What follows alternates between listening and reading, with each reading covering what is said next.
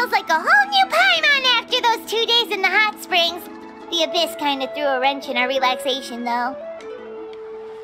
Still, spending time here really has felt like a vacation. The Kaholosaurs are so nice and so fun to play with. Their bellies are super bouncy. Oh, and Atea's snacks were so delicious. She gave Paimon some for the road just this morning, actually. Yelling at some kids who got caught throwing stones in the hot springs, so not much has changed since we first met her. Hey, you guys. Sleep well last night? Yep, this area is so nice. Glad you like it. I was thinking of taking you guys out to do some sea fishing. Later tonight, we can eat whatever we catch. Fresh fish is absolutely delicious right off the grill. Hey, Mualani! Yeah? What do you need? The team sent out to fight in the Night Warden Wars has returned. And Kachina? Is she back as well? Kachina fell in battle. But don't worry, the team was victorious, so the Rite of Resurrection will be held in the stadium soon. That's a relief. The Abyss is cunning, and it was her first time. Mistakes are bound to happen. Exactly. She deserves to hold her head up high. All right, thanks for letting me know. We'll head out in a bit. Jeez, she sounded a little anxious there. Had me thinking it was bad news for a moment. Mualani, you said the Abyss was cunning just now, but it seems like the Abyss just wants to destroy everything. Like, think about all those monsters that attacked your tribe. If there really was some sort of cunning plan, wouldn't it make more sense to send them to attack Kachina and her small team? Not that Paimon wants them to be in any more danger, it's just... Relax, I get it. The Abyss is difficult to understand, that's for sure. At a glance, it certainly seems like the only goal is total destruction. The Abyss isn't a living entity after all, so what capacity for logic or planning could it possibly possess? But through our long history of fighting the Abyss, we've realized things aren't quite so simple. 500 years ago, the Abyss invaded Teyvat. You know about that, right? That's right. Conria suffered greatly during that time. But so did every other nation in Teyvat. And Natlan was the worst affected of all. It took the combined efforts of the then Pyro Archon and heroes from every tribe to finally repel the Abyss. Even so, the effects of the invasion lingered for hundreds of years, only able to be reversed little by little. Our tribe's waters were contaminated. The Children of Echo's territory was overrun by dangerous sludge surging from underground. Unrelenting black winds tore across the lands of the Flower Feather clan. It was like each disaster was designed for a specific tribe. Exactly. We once thought that the Abyss's desire for destruction was a sort of primal instinct, but its methods are, in truth, marked by intelligence. We now believe the Abyss has invaded the Night Kingdom, and has the capacity to read the memories of this land at any given moment. And that's how it became so dangerous and cunning, almost like it knows you inside and out. Yes, and that's why we've been unable to fully eradicate it, even after all this time. Luckily, the problems left behind by the Abyss have been successfully addressed by the various Pyro Archons we've had over the years. Now every tribe is prospering and things are looking up. I mean, just look at what we managed to do a few days ago. We totally fought them off.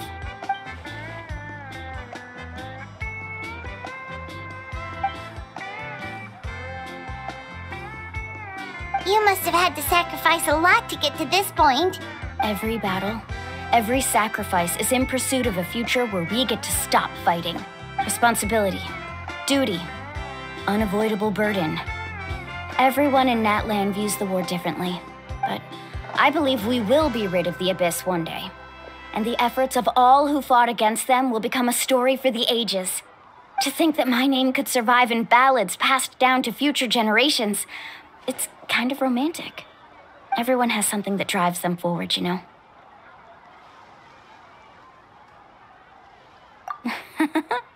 Be my guest. Heroes are always welcome in Natlan. Anyway, let's head to the stadium. Our fishing trip can wait until Kachina's back with us. The sea's not going anywhere.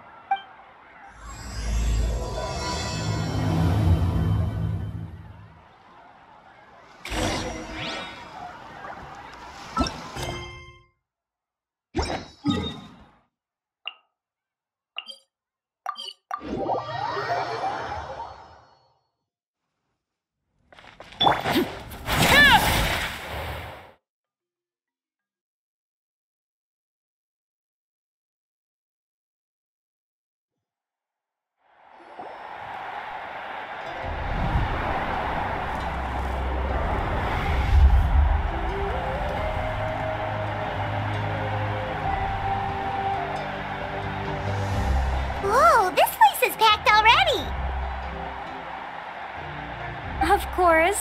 No one's gonna miss out on the chance to welcome our heroes back from battle. It's their moment of glory. Kachina's gonna be so flustered. She's never had this many eyes on her before.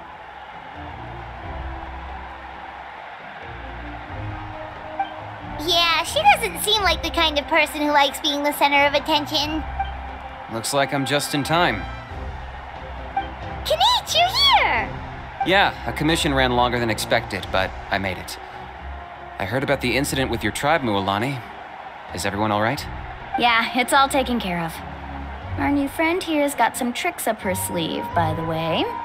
She's just as strong as Kachina made her out to be. Hey, look! Is it about to start? That's right. Someone will come out and recite a eulogy, and then we'll sing the Ode of Resurrection together. Come on, let's find a spot with a good view. When the singing starts, just follow my lead and you'll be fine. Let's go somewhere higher up so Kachina can spot us.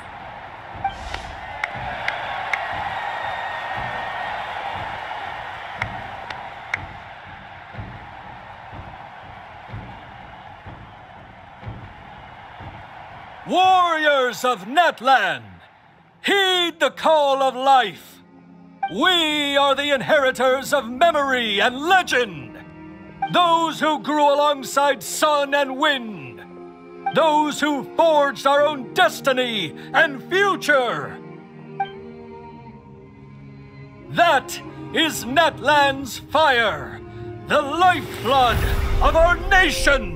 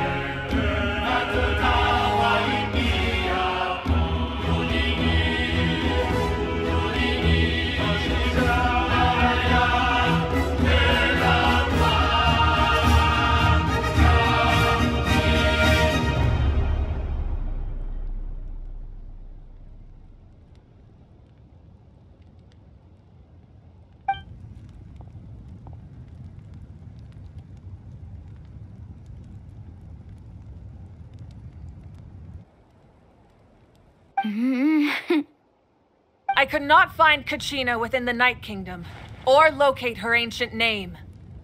What? What does that even mean? Usually once the ode is complete, the Pyro Archon and resurrected person will emerge from the flames. But something went wrong. What's going on? This has never happened before. Well, I think it's pretty obvious. Clearly, the team sent to fight the Abyss didn't win after all. Think about it. The Ode rekindles all victors. We witnessed it countless times. Since the Archon couldn't find Kachina in the Night Kingdom, that must mean there's more to this victory than meets the eye. Hey! You just haven't gotten over the fact that Kachina beat you in the pilgrimage! Pathetic. The both of you. Your wild guesses are misplaced. We completed our mission. Maybe you did, but who's to say whether that little girl even contributed at all? Maybe she got scared and ran off. Why would the YUB recognize someone like her, even if she was on the winning team? How dare you insult a hero of Natlan like that? Kachina sacrificed herself to repel the Abyss. She doesn't deserve to be subjected to your vile rumors when she's not even here to defend herself. Calm down, Mualani. There's no point arguing with the likes of them. I can't just sit here and let them slander her like that. To insult a hero of Natlan, the person actually has to be a hero. You... Think about it, everyone. Who do you think is really at fault here? A girl who never should have even gone to war? Or the great Pyro Archon? Why would the rules of our nation suddenly stop working? That's true. If she wasn't revived, it must mean she failed to achieve victory. Maybe the Wyab interpret victory in different ways? I mean, that girl didn't look all that strong to me.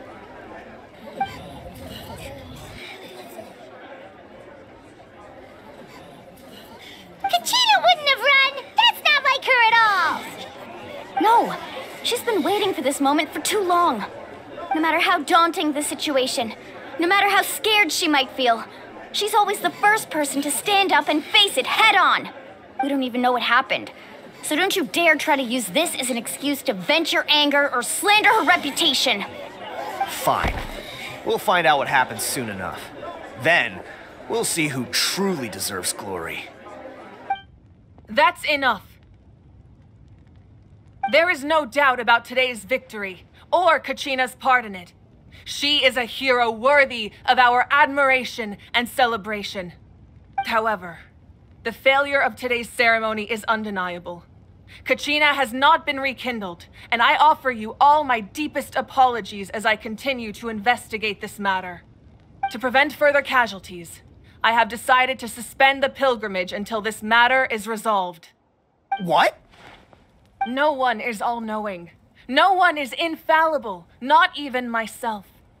But doubt is a means by which we seek the truth, not a weapon we wield against others. I didn't mean it that way, Archon. I just... If there are things you wish to clarify, then ask me directly. Doubt my answer if you wish. But now's your chance. You have concerns? State them. No, of course not. Even though I have said nothing to change your mind, then it would seem the truth never mattered to you at all. That guy doesn't even have the courage to answer the Pyro Archon's question. So much for all that glory talk earlier. I have a question, Archon. My friend Kachina. Do you have any idea where she is? It's extremely important to me. I know you said you were investigating the situation, but I'm sorry, that's not enough. I've already shared everything I know. If you want to learn the truth and rescue your friend sooner, you should join the investigation. So, what do you say? Of course I'll join. In that case, come see me in the speaker's chamber. We should join them. Oh, and if it's not too much trouble, could you drop by as well, Traveler? I'd like to have a chat. Rest assured, everyone, I'll keep the tribal chiefs informed on the progress of the investigation. Once again, I apologize for the outcome of this ceremony. If there are no further questions, let's part for now. Did she just ask us to come along? I believe she did. Let's go. I'd like to know what's going on myself.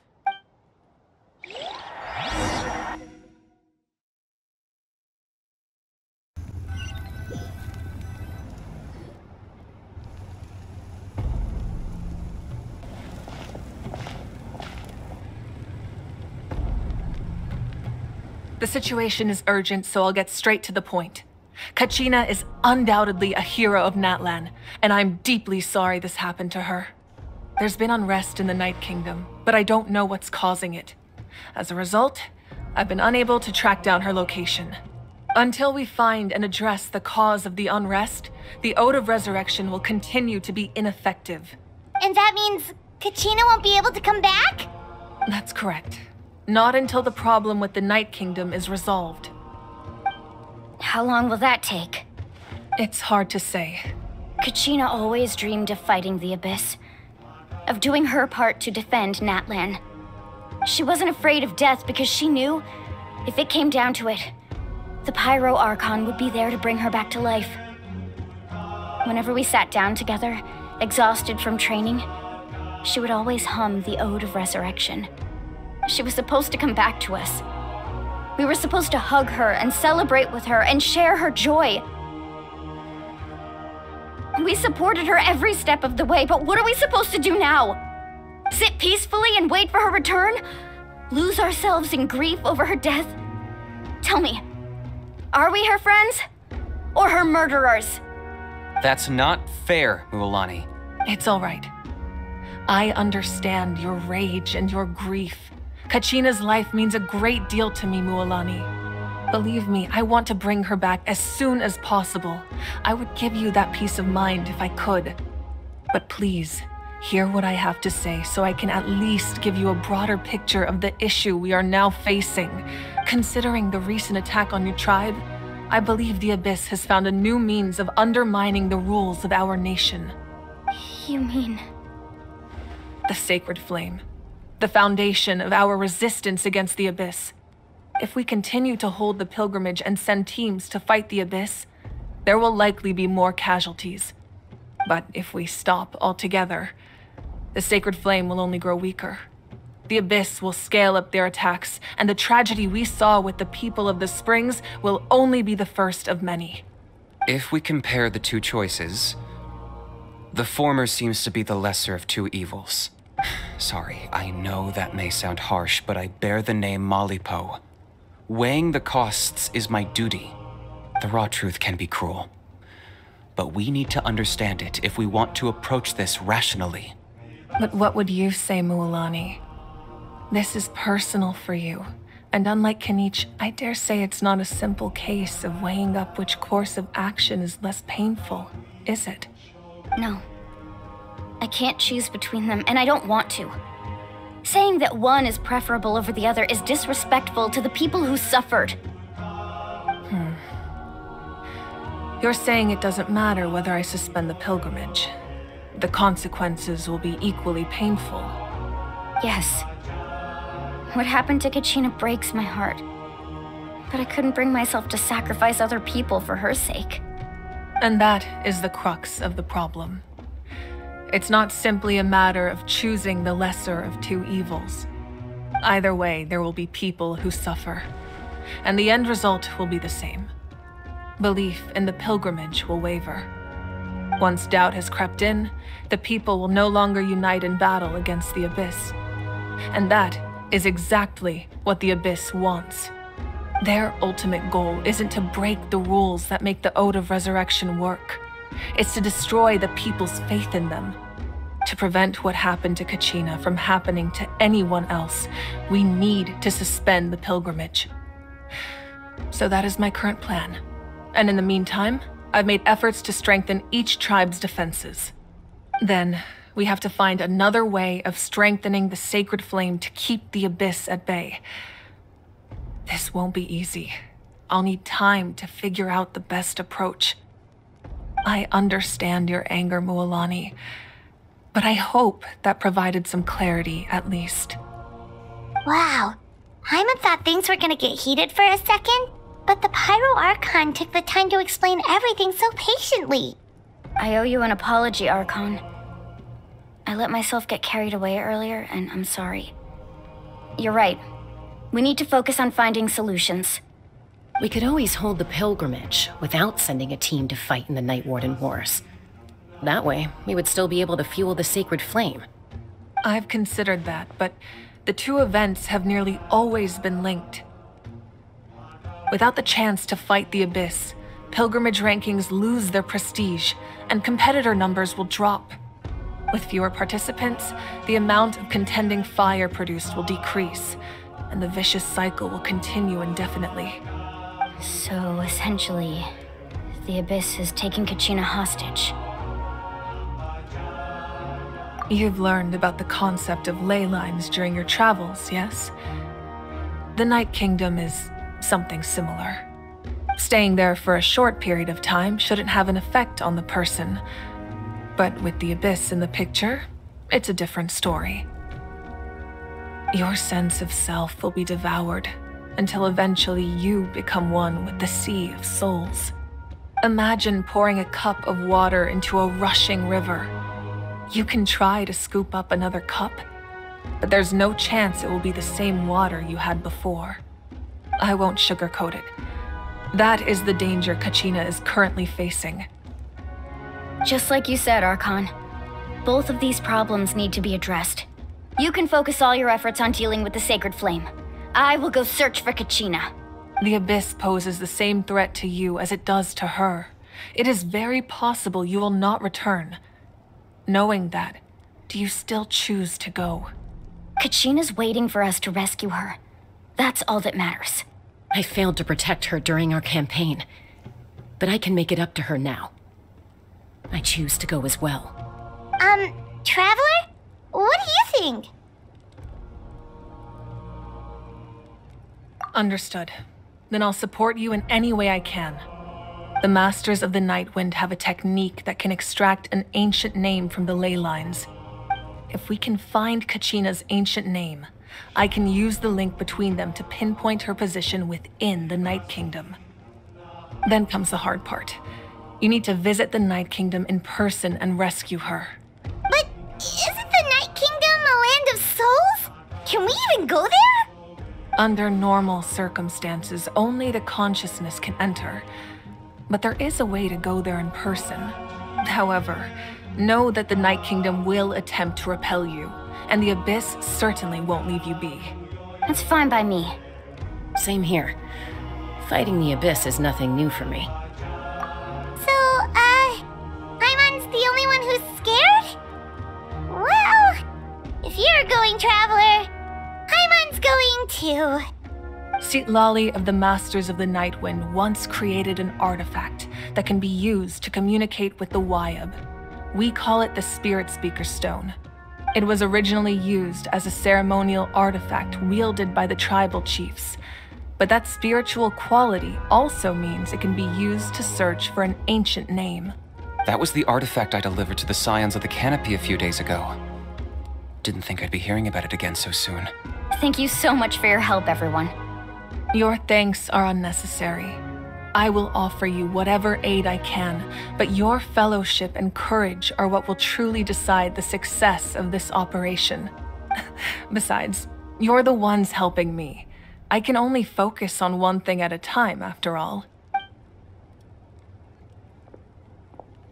Traveler, I certainly didn't expect our first conversation to be so serious. I've heard all about your accomplishments. Ever since you arrived, I've been hoping to meet you and offer you Natlan's highest level of hospitality. Why? Why? Is that not what happened in the other nations you visited? Yeah, things were pretty complicated at the start. And, in the middle. But our reputation's solid nowadays. That's more like it. After all, I've heard you're someone who transcends fate. Perhaps even more than you can imagine. But we can talk about that some other time. Ideally, this would be the perfect night for a drink and some musical ambiance. But there are important things to be done. Oh, I almost forgot. Atea was wounded in the fight against the Abyss. She wanted us to give this to you. It embodies fond memories and my strength of will. That's what she asked us to tell you. She said you'd know what that means. I didn't think this day would come so soon. The flames of her life force. I can feel them flowing within the talisman. If things were different, the two of us could have enjoyed the hot springs together while she gave this to me in person. We're supposed to be hot spring buddies after all. But don't worry. This talisman means a great deal to me. I'll take good care of it. And once this is all over, I'll pay Atea a visit.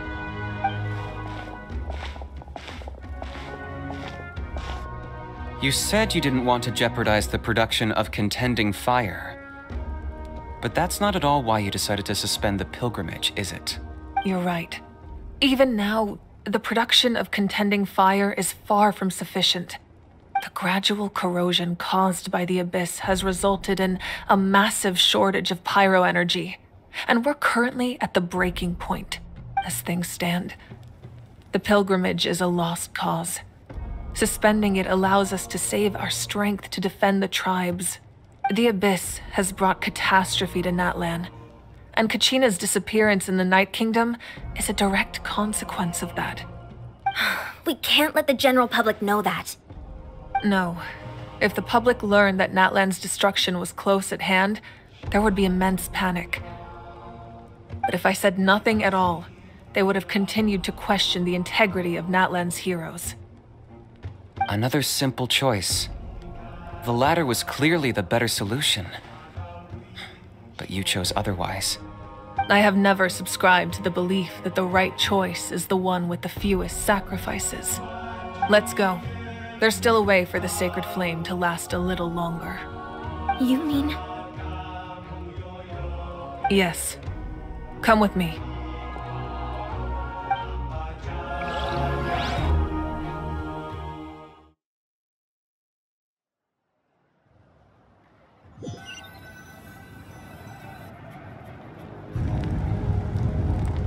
The sacred flame must never go out. Not only does it strike fear in the abyss, but it's also the pillar of Natlan's stability. So until our heroes are ready, I will sacrifice my power to keep it burning. But that can only last so long. I think we should focus on the remaining ancient name-bearers. Don't let desperation cloud your judgment. Those chosen by the Wayab have already embarked on their destined path. It is for them to decide how that journey ends, not us. All we can do is support them. Even so, for you to make this sacrifice, it's not right. If not me, then who? No other is capable of sustaining the sacred flame. I possess great strength, but I'm not above my people. This is part of my duty.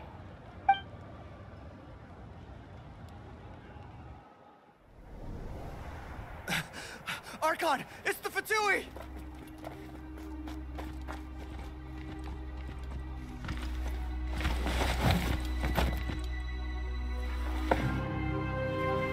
The Archon of Natlan. A force to be reckoned with.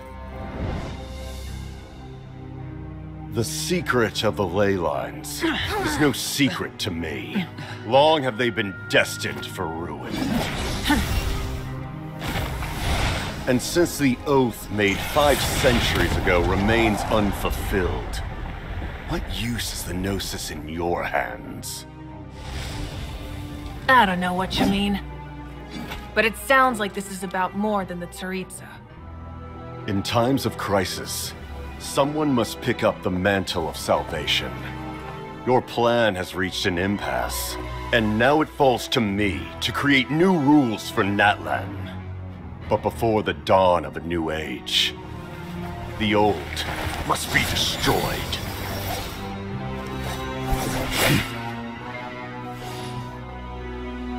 I assume that's the end of your speech? Good. People like us? Let our blades do the talking!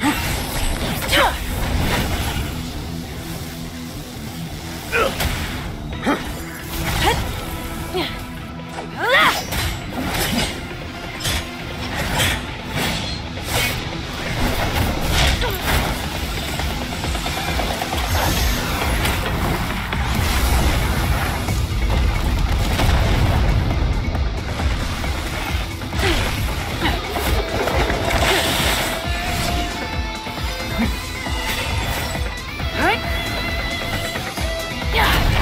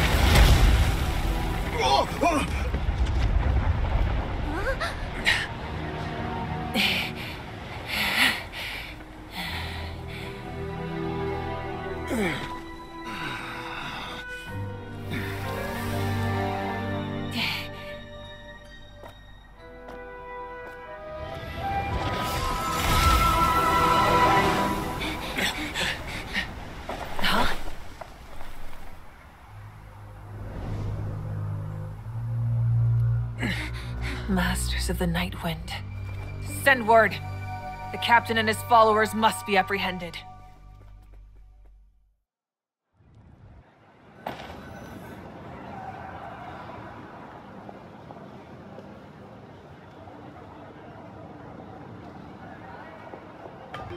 Are you alright, Archon? He was a formidable opponent.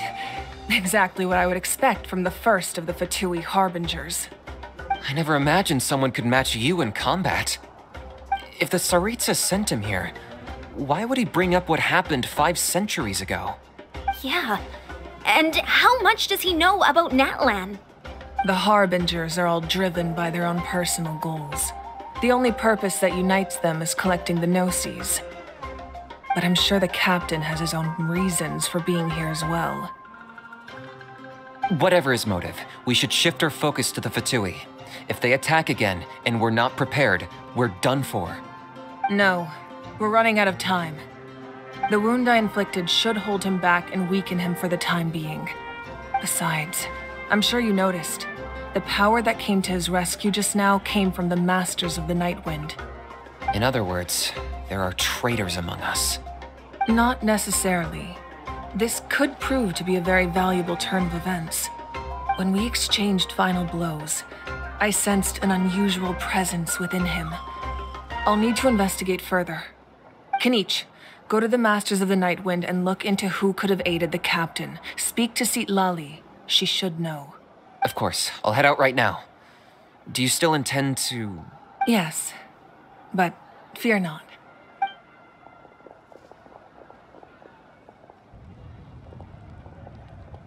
Natlan's strength has never rested solely in its Archon.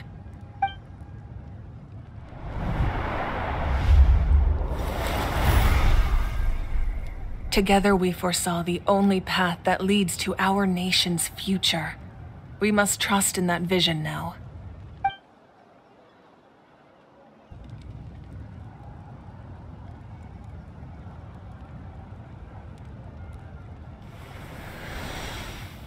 Is everything okay, Archon?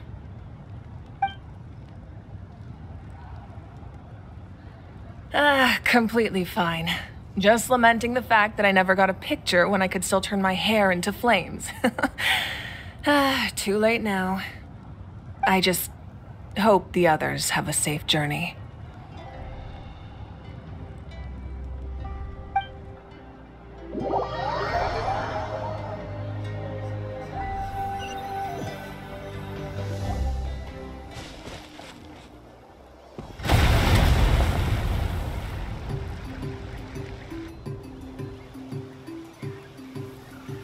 What's happening at the stadium? Did something explode? It feels like the Archon unleashed her power. She must be fighting a formidable opponent. Should we go back and check what's going on? Have faith in the Archon. She wouldn't lose in a one-on-one confrontation. Once we find Kachina's ancient name, we'll head right back. Okay, let's just keep climbing. Paimon really hopes nothing goes wrong.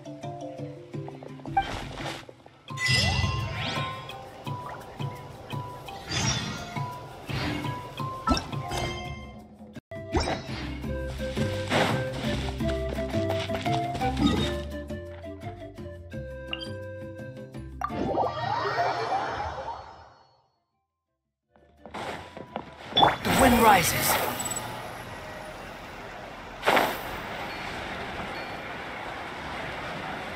That's Waina, the tribal chief. Let's head over to him.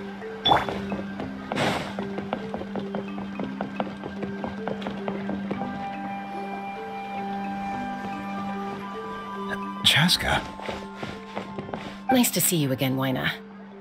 I'm afraid we don't have time for pleasantries, so I'll get right to it. We're here for the Spirit Speaker Stone. Whoa, hold on a second. At least tell me why you need it first. My friend Kachina is trapped within the Night Kingdom. We need the stone to find her ancient name and rescue her. Rescue her? From the Night Kingdom? That's right. I'm sorry, but someone needs to tell you what you don't want to hear. Going there, a mature warrior would never make such a foolish decision. The nature of battle is unpredictable. You never know how it's going to end.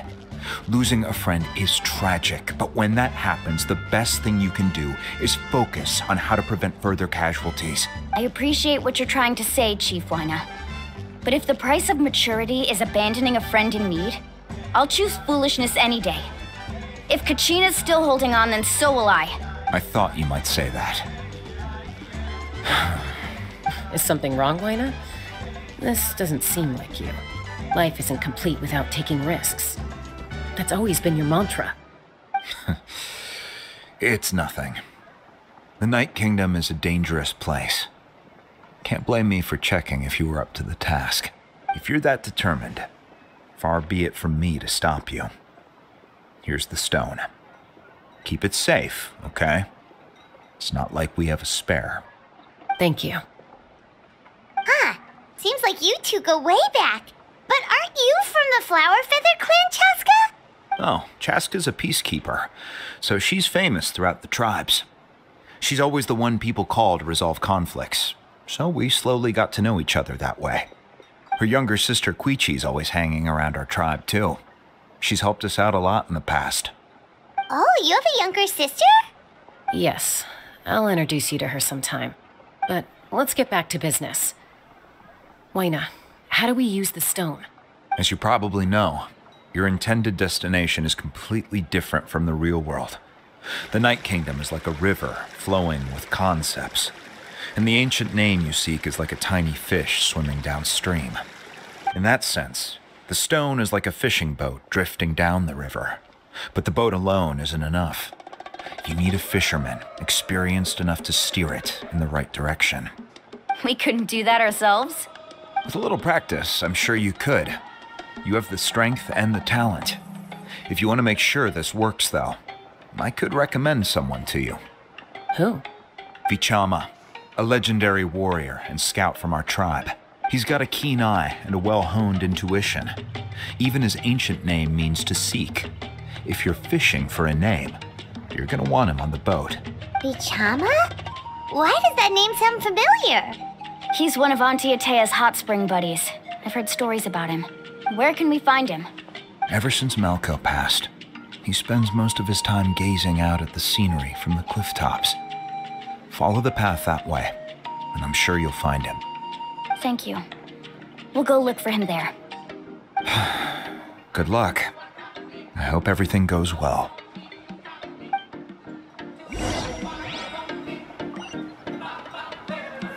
Behold!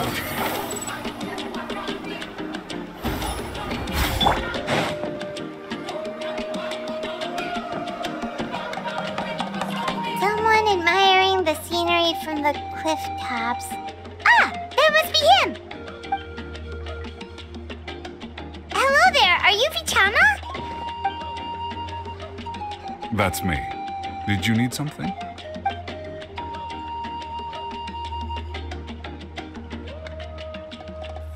What? You're saying you can bring someone back from the Night Kingdom? How is that even possible? No, if you really think about it, anything's possible in that kind of place. But that would mean... Are you okay? You don't look so good. Everything's fine. I'll help you, but I do have a small request. After I help you find Kachina's ancient name, I want to use the stone to look for my friends as well. Your friend? Oh, why not mention someone named Malco? Is that who you're talking about? Yes, but I'd rather not get into it if it's all the same to you. That's not a problem. We agree to your request. Yeah. Since you're helping us find Kachina's ancient name, it's only right that we return the favor. Then we're agreed. Can I have a look at the stone?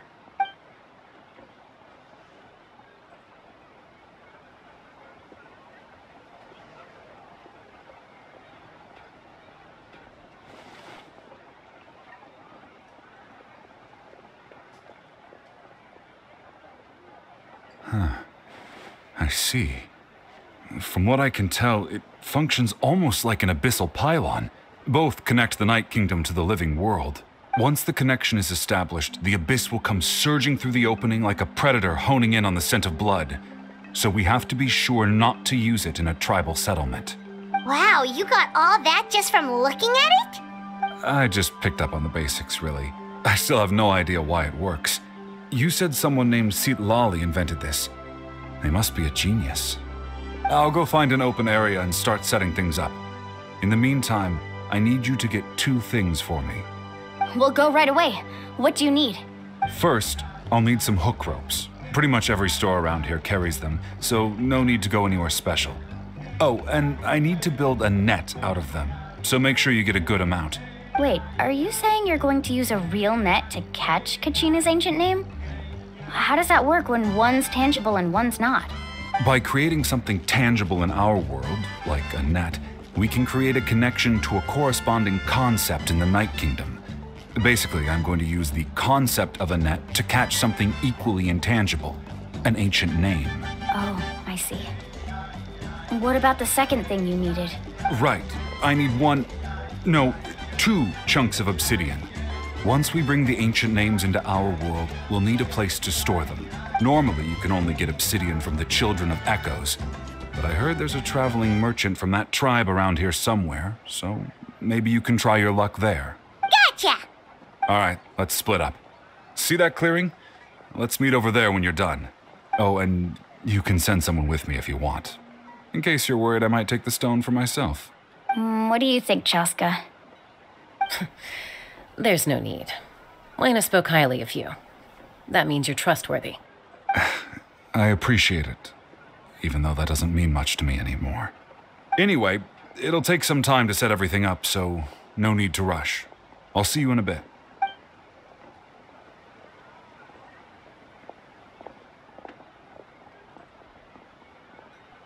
What an odd guy. He seems so defeated, but also really invested in the stone at the same time. I don't have any more insight than you, Paimon. Let's just focus on the preparations for now. Hang on, Kachina. We're coming for you.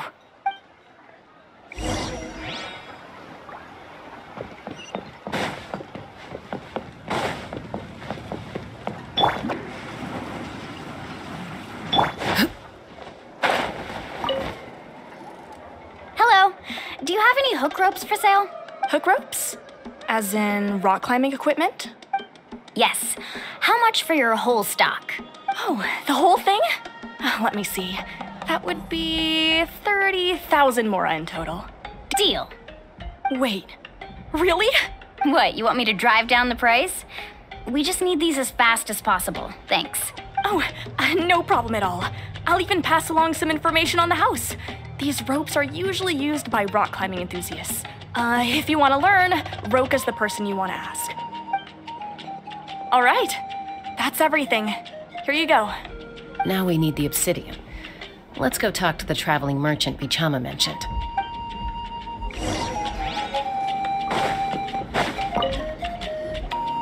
Excuse me, do you sell obsidian? Why, yes. I've got a chunk for sale right over there. Perfect. Is that the only one, though? We actually need 2. That might be tough. Tell you what, I'll take a look through these boxes over here and we'll see what we can find. Thank you so much. We'll wait here.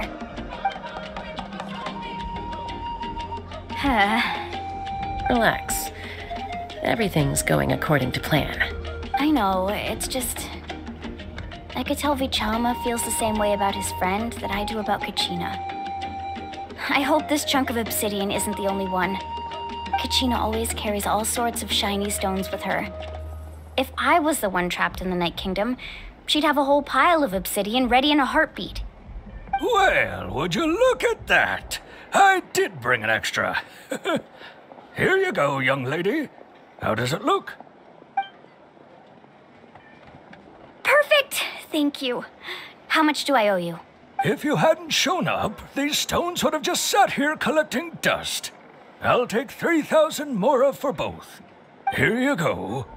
By the way, I heard you mention Vichama just now. You running an errand for him then? How's he doing? Malco's been gone for 5 years now.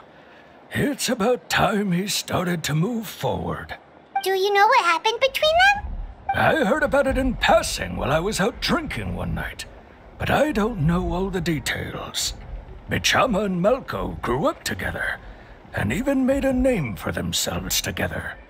Malko was an amazing fighter, capable of knocking out multiple opponents in a single hit, while Vichama excelled at scouting and analyzing the battlefield. The two made an excellent team, and managed to beat back the Abyss several times. 5 years ago, they both emerged triumphant in the pilgrimage, and were placed on the same team to fight the Abyss. But on the eve of battle, the Abyss launched an attack on their tribe, and Vichama suffered an injury to his leg while attempting to rescue someone. Then what happened? The team agreed that he couldn't fight the Abyss in his condition. Vichama didn't argue. He knew going to the front lines with an injured leg would make him a burden in battle. So they raised the issue with the Pyro Archon, and she agreed to let him stay behind. It's just... Malko and the others ended up facing hordes of abyssal monsters in numbers that far exceeded anyone's expectations. The team made an error in judgment, and they fell to the onslaught.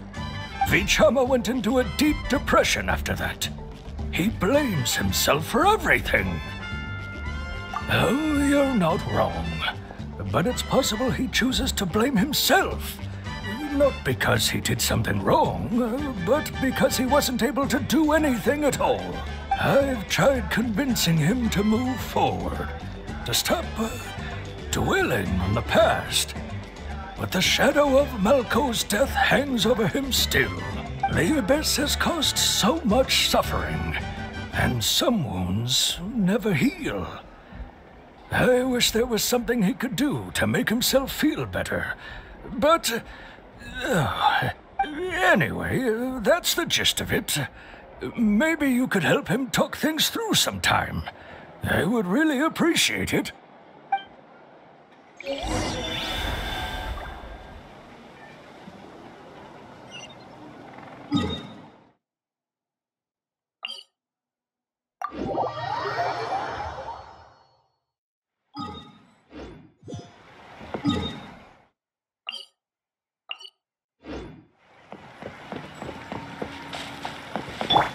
Squall Fury!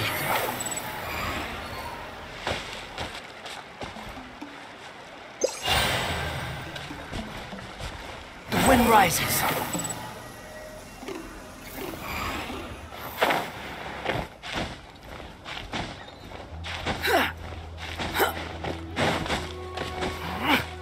Squall Fury!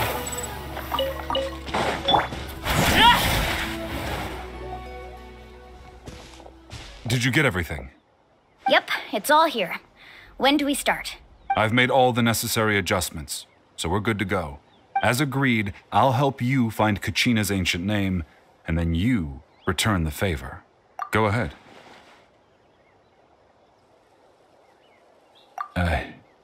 After Malko fell, I scoured the battlefield to see what happened. It turned out he wasn't bested by some impossibly powerful foe. He was dragged to his grave by the sheer number of enemies. If I had been there, I would have been able to sense the danger. I could have warned them not to advance. I've always blamed myself for what happened. But when you told me about Kachina, I realized there's a chance Malko might also be alive, fighting for survival in the Night Kingdom. But that happened several years ago, right? The Pyro Archon said all life within the Night Kingdom eventually becomes one with the Sea of Souls. There might not be much hope, but I still have to try. Malko and I promised each other, even if we never managed to root out the Abyss for good, we would fight together until the end. All right, let's get to it. I'll start searching for the conceptualized version of Kachina's ancient name. If you see any fragments scattered around the area, please collect them.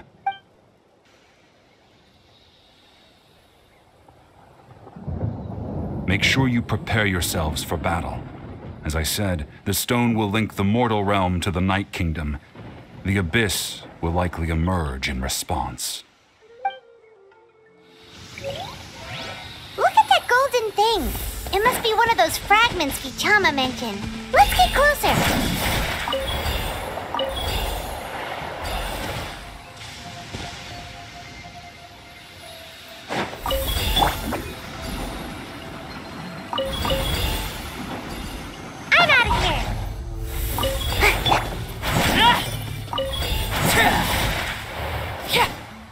Whoa, monsters incoming! Watch out, everyone!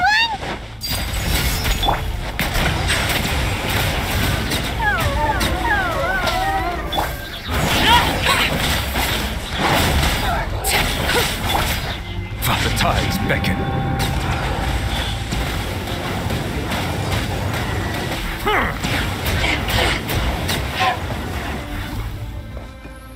How much longer, Vichama? Not long. We're getting close.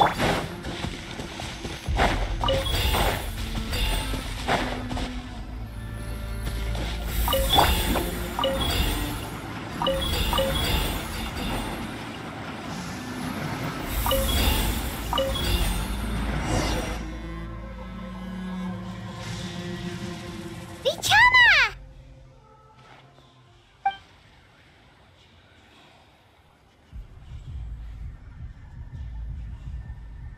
Quick, take it!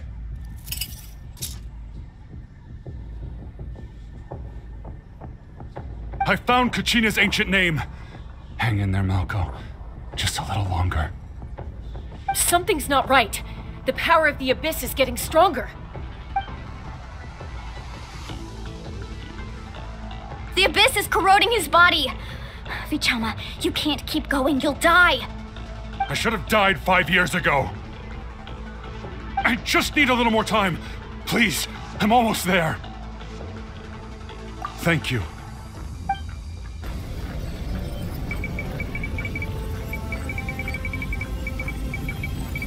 Whoa, watch out! The power of the Abyss is strong.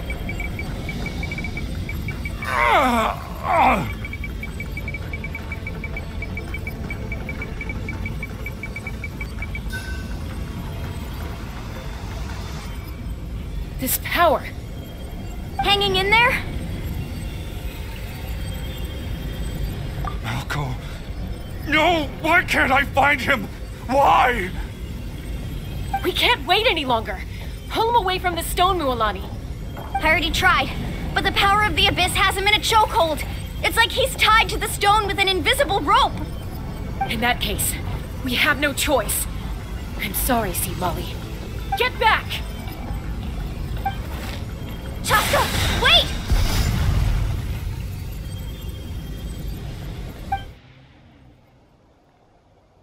Ouch! What happened just now?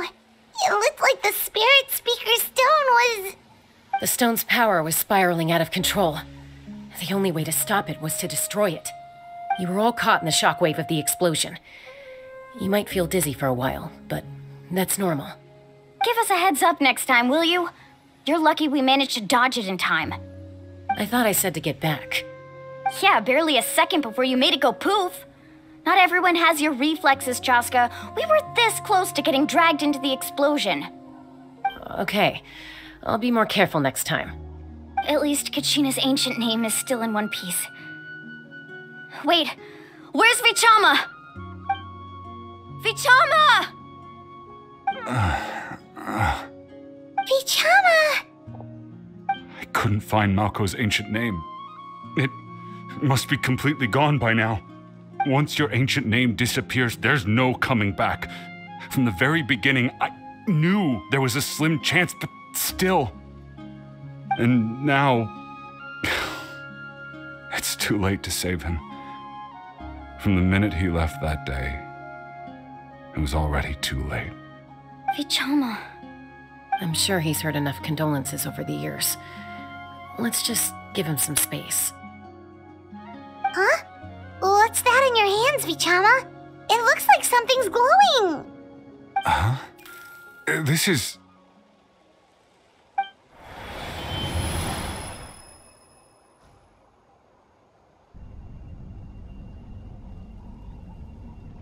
Hey, Malco. Got any strength left? Not enough to swing a sword, but to say a few last words? Sure. Too bad no one will get to hear them. I never thought I'd actually die on this mission. Not that I'm afraid to die. It's just hard thinking about my mom's face when she hears the news. guess I have something to be thankful for then. My parents died a long time ago. They won't have to mourn me.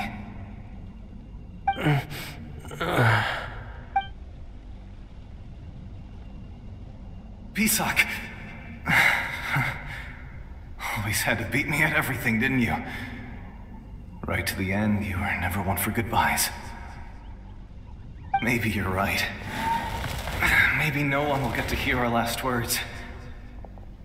But just in case... Vichama, I'm so glad you didn't come with us.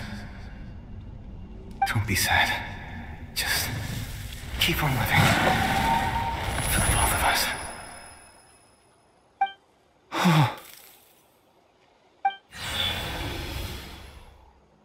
Was that a memory? Seems like we were able to salvage something after all.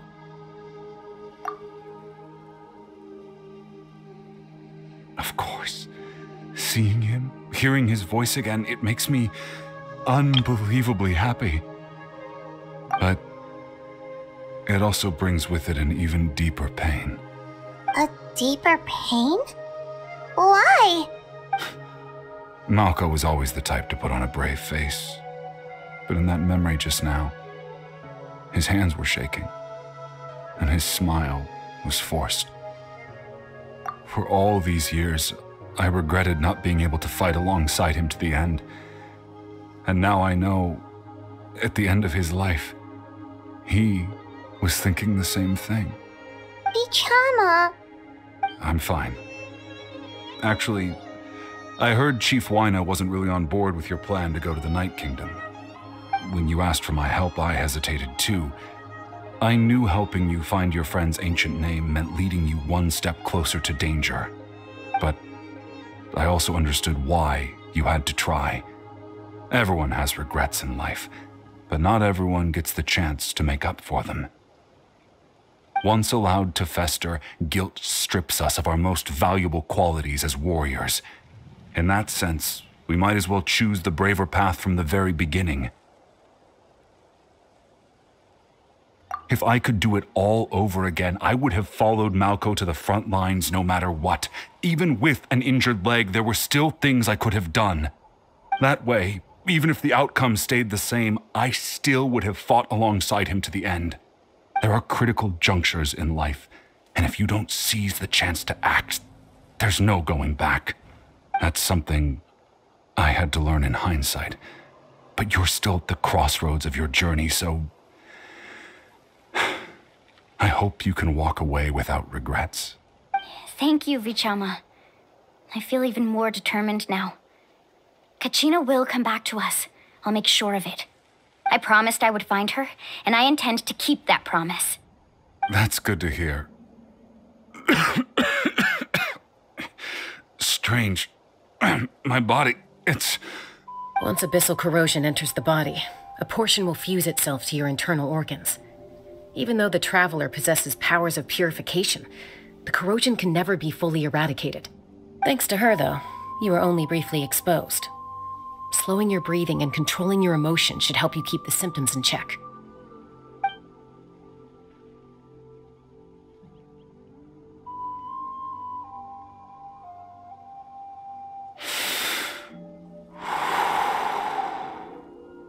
Huh. That does make me feel better. You seem very knowledgeable about all this. Just speaking from experience, that's all. Anyway, we've recovered Kachina's ancient name, so we're off to a great start. Let's get Vichama back to his tribe and tell Wyna the good news. And apologize for destroying the Spirit Speaker Stone. We had no choice, though, so he'll probably understand.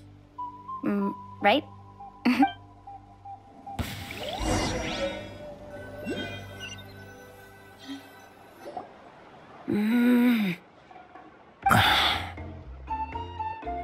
Koichi, are you really gonna just stand there like that? I don't know what you want from me. I think you know exactly what I'm trying to say, Uncle Wyna. I can hear it in your voice. Honestly, it's just one thing after another with you two. They're back. Koichi? What are you doing here? Don't play dumb with your own sister. You know exactly why I'm here. My apologies, everyone. I just need to borrow Chaska for a few minutes. You come with me.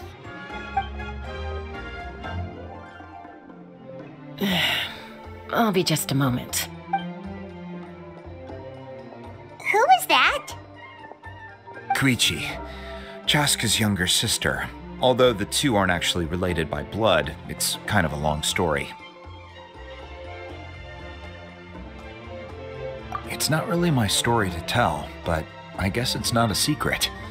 You see, Chaska was actually raised by cuckoo sores. She was afflicted with a rare disease when she was a child and abandoned in the wild as a result. The Abyss found her out there, all on her own, and tried to devour her. But in the end, all that did was trigger her will to live. That strength of will pushed her to survive. But it also planted a seed of conflict within her. Eventually, she was adopted by the cuckoo sores. Wherever they went, she followed, getting into fights right and left. For some reason, Paimon can totally imagine that. Well, when Chaska finally returned to human society, it was Koichi's parents who adopted her.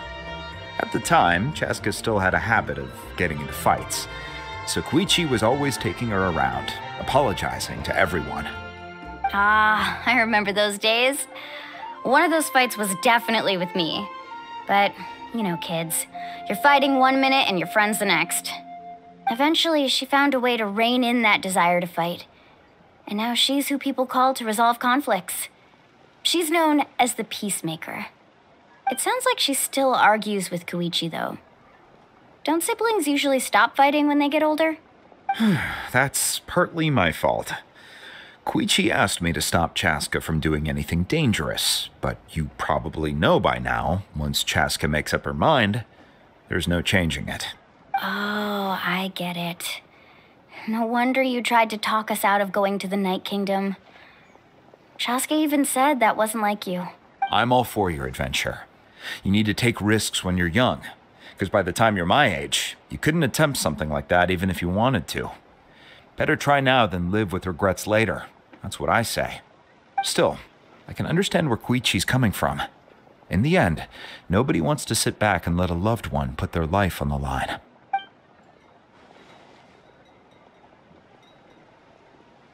All right, it's just the two of us now. You have 1 minute to explain yourself. I don't have anything to say. You don't have to approve, but you should know I only do what's necessary. That attitude is exactly the problem. It's like you don't care. You try to sneak off to the Night Kingdom behind my back and then play it down as if it's just a trip abroad. Well, technically I am going abroad, right? Again with the excuses. We agreed, didn't we? There are 4 levels of danger. If it's not something urgent, you can only engage in level 2 danger and below. You can only go up to level 3 if a situation is so dire there's absolutely no alternative. But a trip to the Night Kingdom? If that's not a level 4, I don't know what is. And you were just going to sneak into the place without saying anything. What do you mean, sneak into the place? I always planned on walking in there with my head held high. You bought off Uncle Wina, didn't you? He promised me he'd stop you from doing anything dangerous. Oh, it's like he didn't even try. You feel like he went back on his word. What if I told you my mind was made up, and there was nothing he could have done? Not even by force. Oh, I knew it! So he did try to say something, but you didn't listen. This is important. If you were in my shoes, you'd make the same decision. You don't know that? I'm a doctor, and I handle logistics. If you're going to waltz into a dangerous situation where you could lose control at any moment, it's my duty to say something. All right, whatever. Anything else? What do you mean, anything else? Why don't you reflect on what you've done and promise me you'll stay put? Time out. Is this one of our normal arguments or a serious one? Chaska, does it sound like I'm joking? Then you need to know something. What happened to Kachina was partially my fault. I can't leave her there to die. That's not who I am. But the person you become when you lose control, that's also so not who you are. That's a different issue. You said it yourself. A person is only as good as their morals. If I want to live in Natlan, I need to display qualities that make me worthy of this nation. I've also told you that managing your condition is equally important. Sometimes you have to make sacrifices. All right, let's stop this here. If we keep going, I might actually have to get serious. And I think Wyna prefers his roof attached to his house. Is that a threat? That sounds like a threat to me. Koichi! Younger sisters are supposed to listen to their elders. So, you're really going to go, no matter what I say? I'm supposed to be your sister. Then support me. I'll be back. All you have to do is wait. Chaska. So, that's it. Why'd you have to turn out to be so darn annoying?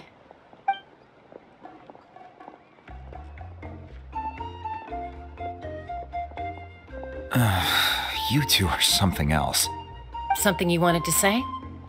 I know you aren't related by blood, but you two sure are similar. Really? You know, I said that very thing to Koichi not too long ago, and she reacted the exact same way, down to the very tone of voice. It's not my place to get involved, but I will say this. Try to spend a little more time with your sister. You're tough kids. That doesn't mean you have to go it alone. Thank you. Anytime. All right. If you're done with the Spirit Speaker Stone, you might as well hand it over. According to Kinich, it's an important ceremonial artifact, so it'd be safer to keep it with me. About that. If only Tone Deaf Bard was here, he could have repaired it just like the Holy Liar. It might be in a few more pieces than you remember. Huh?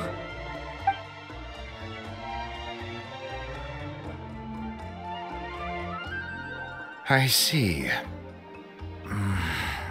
Sounds like it was an urgent situation. If someone's life was on the line, then you had no choice. Still, Citlali's going to be a nightmare to deal with now that you've broken her stuff. I'll explain everything to her later. Stay safe out there in the Night Kingdom, okay? I'll wait here for your safe return.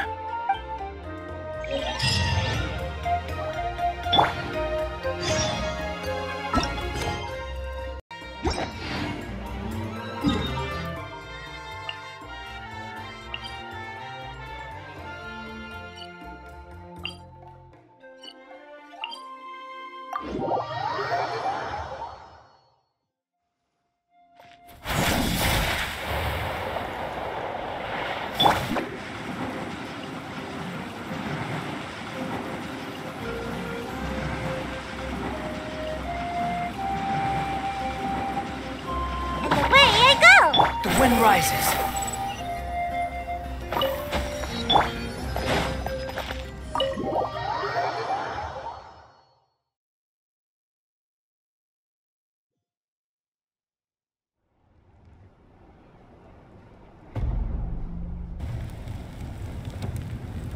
We're back! We found Kachina's ancient name, too! Well, it's fairly complicated. Let me give you the condensed version. The Fatui again?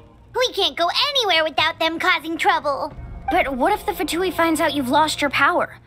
Won't they try to take advantage of the situation? That's why it has to be our little secret. No one else can know, or we're asking for trouble. Look, I wish I could offer you some sort of consolation, but I won't lie to you. With multiple factions closing in, there's nothing comforting about the situation we're facing. Still, all you need to do is focus on your goal. You can leave the complicated matters to me. I can also step in on the Pyro Archon's behalf. There's a limit to what I can accomplish, but I'll help you however I can. There's no need to be so modest, Yan-san.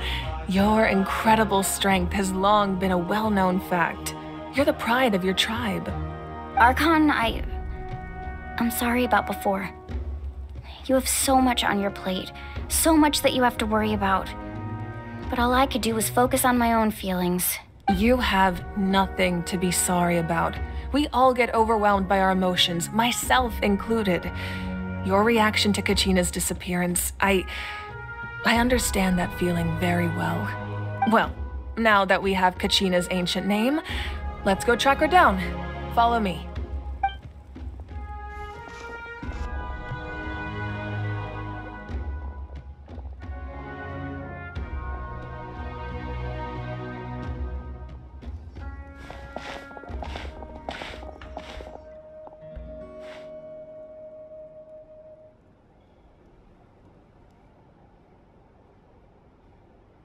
What is this place? Hey, isn't that Atea's talisman? Good eye. This is where I store all the various mementos I've collected. Whoa. I've never seen this place before. There's so many things in here. It looks like there are items from every tribe. Collecting them must have taken a lot of effort. I suppose you could think of it as a hobby of sorts.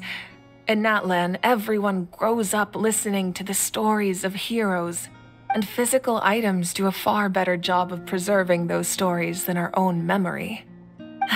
Now, I still have some preparations to make for the ceremony, so feel free to take a look around in the meantime.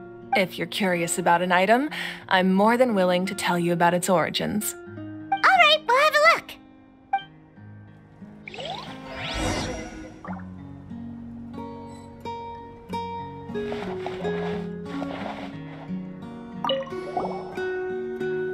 Whoa, that belt is bigger than Paimon's head! The Collective of Plenty are known for their bodybuilding competitions and contests of strength. This belt is a symbol of great honor within the tribe. The association with strength might also have been the reason the original belt was extremely heavy. It was difficult for even 2 people to lift. And even if a warrior had the strength to put it on, wearing it for any length of time would still leave them gasping for breath. Sounds like it. So the owner of the original belt, Kitera, commissioned a craftsman to make a copy identical in appearance but far lighter in weight. That is the belt you see before you. He would often wear this version when training in order to protect his waist. Or he made a lighter version so he could wear it all the time and show it off. Make sure to handle everything with care. This cup, for example, it's heavier than it looks.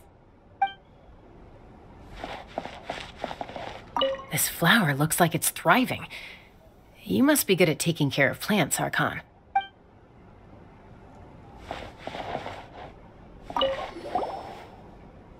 Hey, there's a fishing rod here. It must have belonged to the people of the springs. That's right. It belongs to a legendary fisherman named Matavaru. I have his entire set of fishing equipment, actually. He and I met in a tavern. He told me about a particular kind of giant fish and his meticulous plan to catch it. In his eyes, I saw a hunger and a strong fighting spirit. To him, the sea was the battlefield upon which he staked his honor. So, did he do it? The next time I saw him, he was covered in scars. It turned out the fish he sought had been corroded by the abyss. He managed to kill the fish, but sustained a serious injury in the process, which meant he could never go deep-sea fishing again. Can a fisherman claim victory if he fails to bring back his catch? That's what he asked me in the end. Well, Paimon thinks he won. That was my answer as well. The experience was far more valuable than the prize itself. In the end, he didn't want his tools to go to waste, so he gave them to me. Wait, that means you also know how to fish. Maybe we can go head-to-head sometime. This fishing basket looks familiar.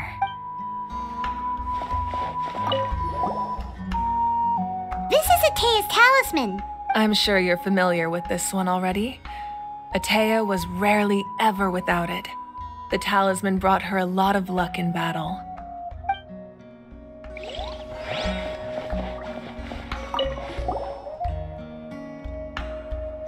are so many jars and potions around here. Do they have anything to do with alchemy? No, those belong to the Masters of the Nightwind. They're ceremonial tools used to amplify the ability to communicate with the Night Kingdom and the Wyab.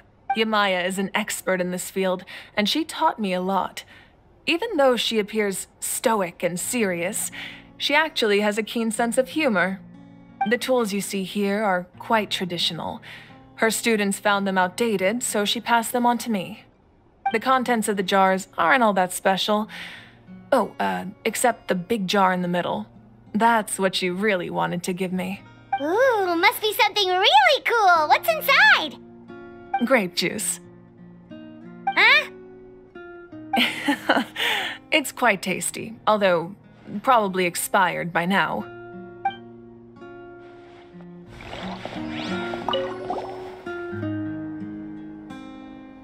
The powder still needs some time to settle, so let's wait a little longer.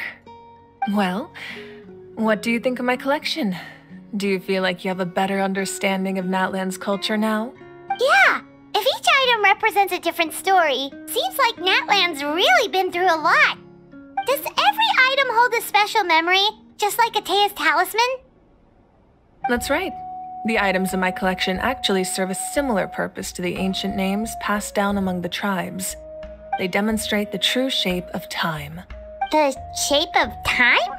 Most people perceive time as a linear concept, almost like a straight line that can only move forward. We cannot change the past or predict the future.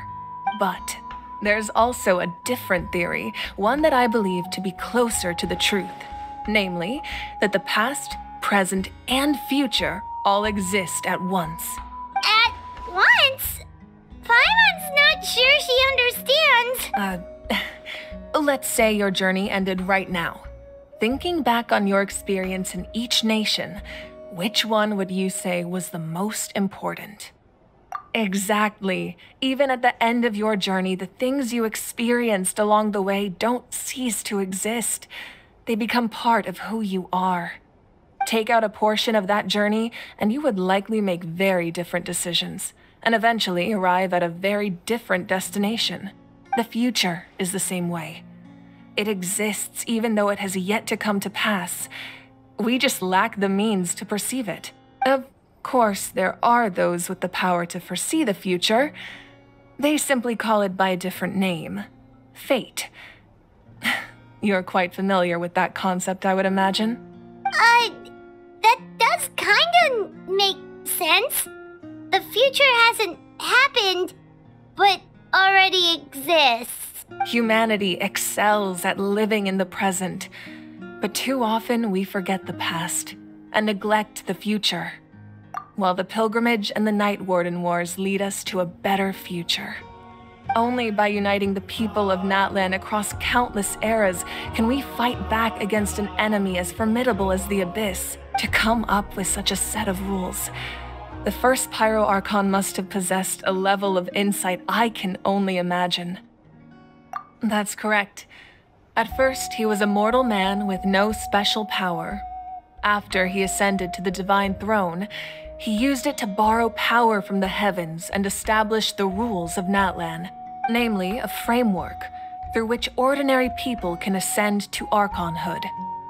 By holding the pilgrimage, we're able to determine the strongest among us, and when that person ascends to the Divine Throne, their inner flame will awaken. In addition, the sacred flame will grant them significant knowledge and memory of this land. After all, that's how I came to know everything I just told you. So, it all comes down to the power of the Divine Throne and the rules. Wait, is that a family portrait? Yes, that's my mother, father, younger sister, and the little saurians we raised.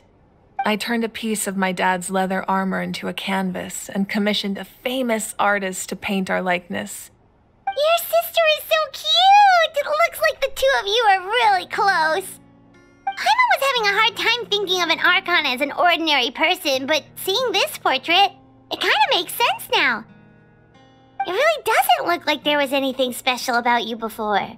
Oh, wait, is Paimon allowed to say that? A little late for that question, don't you think? Sorry! Paimon's so sorry! Paimon's mouth works faster than her brain sometimes! It's alright. I'd never get upset over something like that. No matter what others may say, my past is a precious part of my identity. I'm forever proud of the life I used to lead.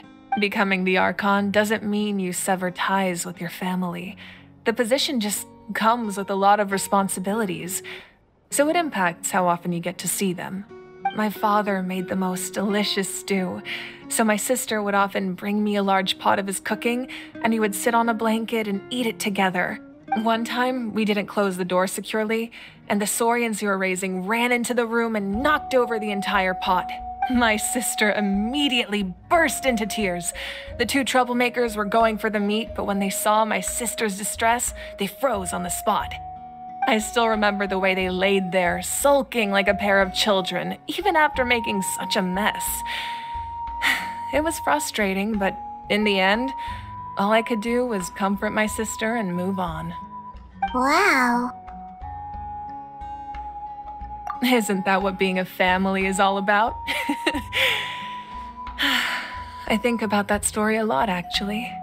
As the Archon, I made a vow to defend this nation, and experiences like that, they remind me exactly what I'm trying to protect. Well, what happened after that? This portrait looks pretty old. Your sister must be all grown up by now, right? I believe she ended up working as an architect and artist. She built many houses and crafted many beautiful works of art. Anyway, that's enough about me. Now that the powder is settled, we can begin. Ian-san, Mulani, Chaska, over here, please. Place the ancient name up there, and then we'll begin.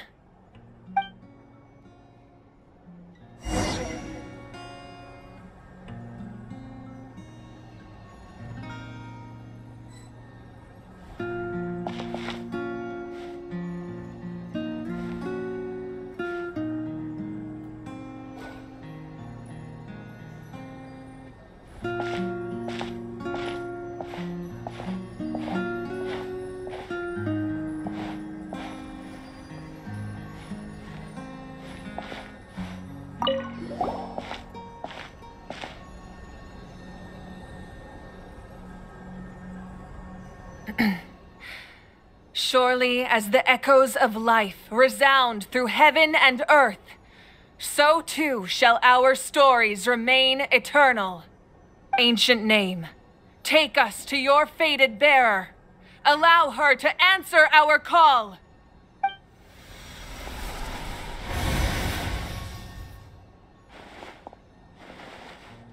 Am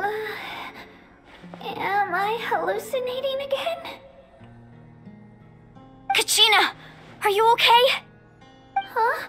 I'm not seeing things, am I? Is the Abyss playing tricks on me again? It's okay, Kachina. It's just us. We're trying to find a way to bring you back. Everyone, you have to listen to me. I've been investigating the Night Kingdom this entire time, and I figured out what's wrong.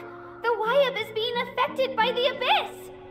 I was waiting for the Wyab to send me back, but then this really strong monster came in and it almost killed me. The Wyab saved me, even though its power is weakening, so I've been hiding from the monsters while trying to find a way to help. The Night Kingdom has become a huge mess, though. I keep hearing these awful sounds and seeing really horrible things.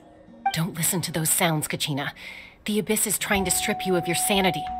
All you need to do is stay safe and wait for us. We'll be there shortly. It's okay.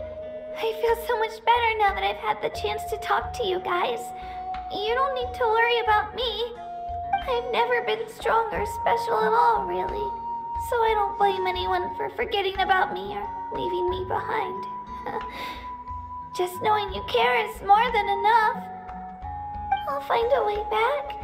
You don't have to put yourselves in danger to come rescue me. You're always like this, Kachina. Now's not the time to act tough. We're coming for you, and that's final. I don't know what lies the Abyss has been feeding you, but I'll tell you something right now. Nobody here sees you as a burden. You're a victor of the Night Warden Wars, a hero of Natlan. All you need to do is wait for us to rescue you, and you'll get all the applause and recognition you deserve.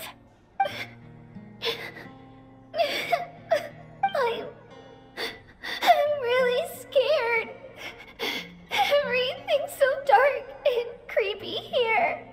And I want to go home.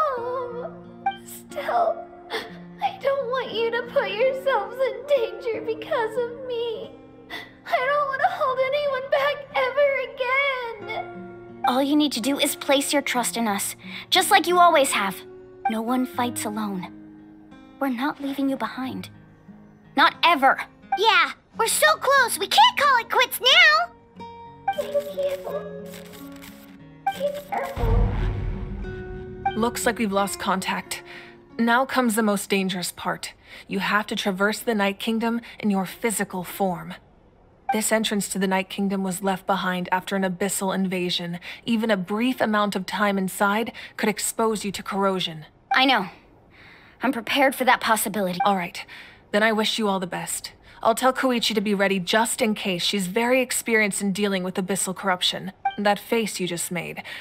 Don't tell me you two got into another argument. No, I just feel bad for creating more work for her. I'll go with them too, Archon. The more people, the stronger the party. Thank you so much for your help, everyone. It really means a lot that you're willing to brave these dangers with me. There's no time to lose, so let's get going. Now that I've lost my power, I won't be able to provide much practical support. But I can still keep an eye on the situation from here. Eon-san, I know it's unlikely, but if you encounter a situation you can't handle... That won't happen. I hope not.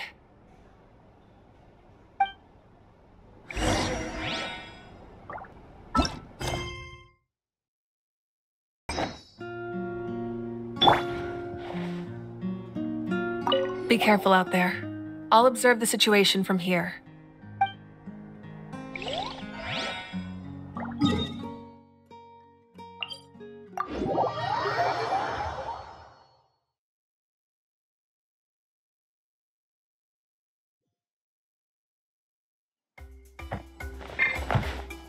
Behold!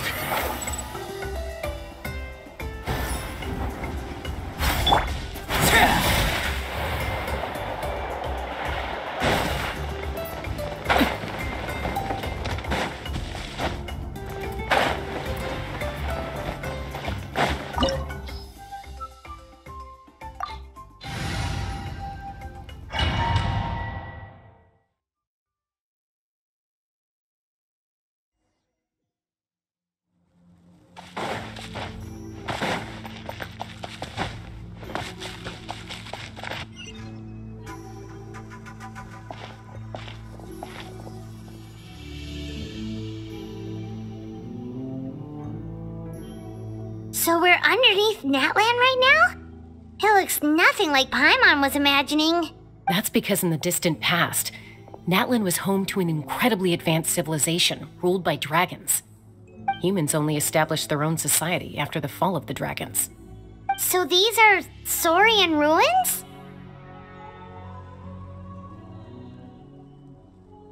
Wait, you mean like the elemental sovereigns? They had their own advanced civilization? Yes, a really long time ago. Very few records have survived until now, so no one really knows what the devices here are for. These ruins have been abandoned for a long time, but with the recent increase in Abyss activity, the installations around here have somehow been activated again. So what you're saying is, we're not in for an easy trip to the Night Kingdom. No, it's going to be obstacle after obstacle from here on out.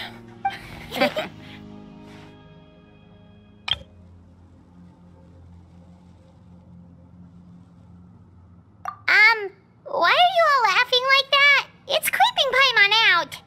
It's the pre-adventure excitement kicking in, right guys? Of course. I'm eager to get started. Then let's go. We won't let anything stand in our way.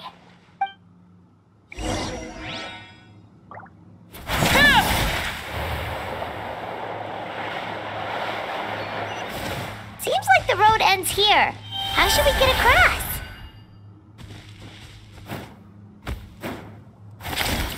As a professional trainer, I think you could stand to build up your endurance, Paimon. Professional trainer?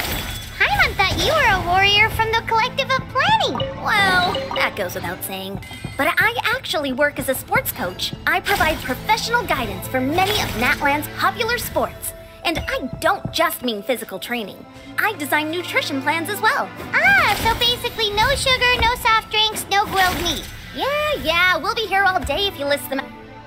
Those guys look familiar. We've fought them before. Let's go. Show no mercy.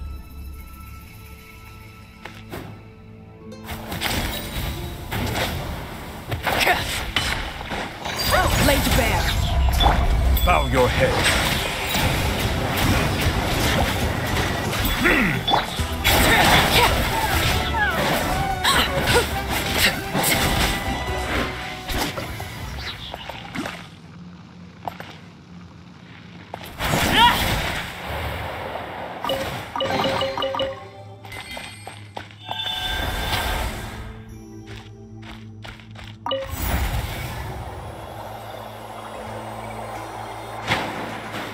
Whoa, the place we need to go seems really high up.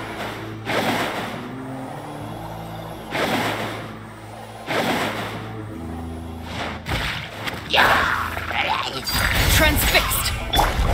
Settle down. Let the mighty be humble.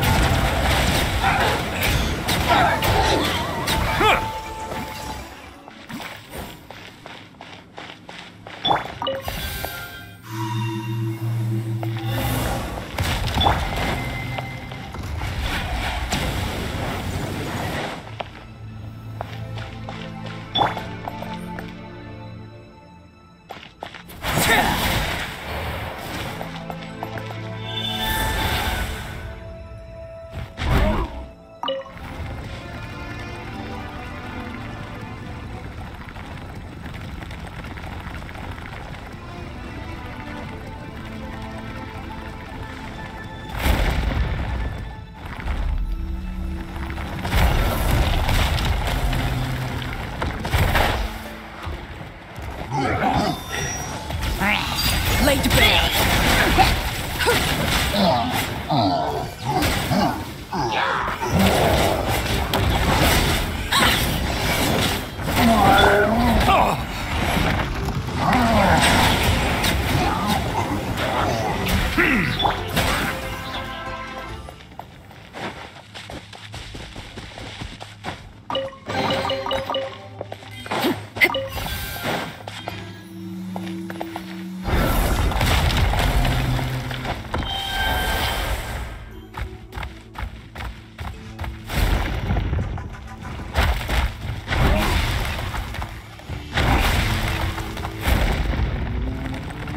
This is the final stretch. We just need to climb up, and we'll be there. Nothing to it. Easy for you to say.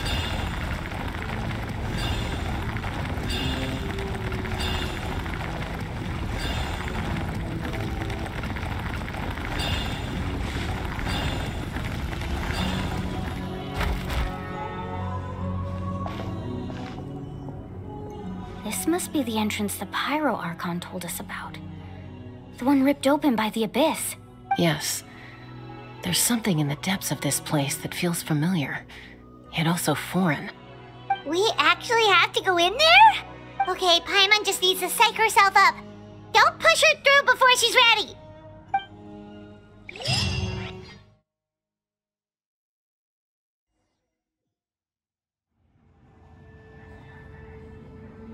Hey! You don't have to drag Paimon! You're pulling too hard! Looks like we made it. This is the Night Kingdom.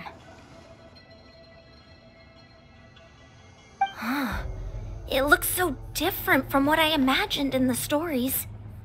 That overflow of energy is probably what trapped Kachina here in the first place.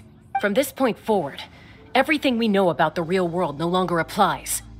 Anything can happen here. Paimon's more worried about how we're gonna make it out. We obviously can't go back the way we came. Do you see that patch of light on the ground? It's shining down from that fissure in the sky.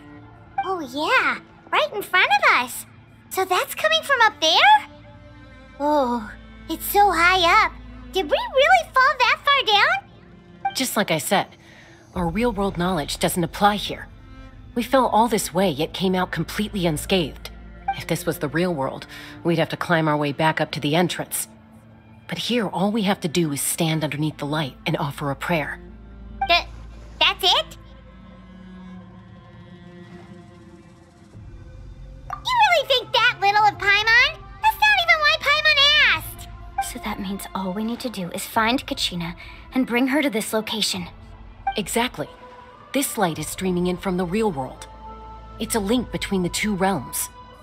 The terrain looks difficult to navigate, and the visibility's not great either. How are we supposed to find Kachina in these conditions?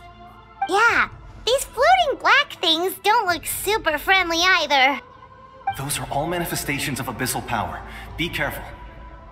Ghost! A talking ghost! Calm down, I'm here to help. You're the ones who helped Vichama, right? Yes, I'm Vichama's friend, Malko. I was completely lost to this realm until I sensed a mysterious power calling out to me. It's like it was seeking me out, attempting to reassemble the pieces of who I used to be. Of course, it could only do so much. I'm sorry I can only appear before you in this imperfect form. No, we should be the ones apologizing. If the Spirit Speaker Stone hadn't become corrupted by the Abyss, we could have done much more, but we had to destroy it. Otherwise, Vichama and his tribe would have been in danger. Of course. Thank you for protecting him. I never imagined that, even after all these years, he'd still take such a risk for me. Under the power of the stone, it felt like our souls were connected. Turns out even our regrets were exactly the same. Whether in triumph or death, you want your best friend by your side. Exactly. That may not be in the cards for us, but it's not too late for you. You're looking for a young girl from the Children of Echoes, right? She's being chased by an embodiment of abyssal power. I'd like to help her while I'm still in this form, so follow me. Be careful. This place has been severely corroded by the Abyss. Paimon didn't realize it had gotten this bad. It's like a seething volcano ready to engulf our world at any moment. Ouch! Quick, get back here. You can't go wandering. Stick close to me. My power will be able to ward off attacks for the time being.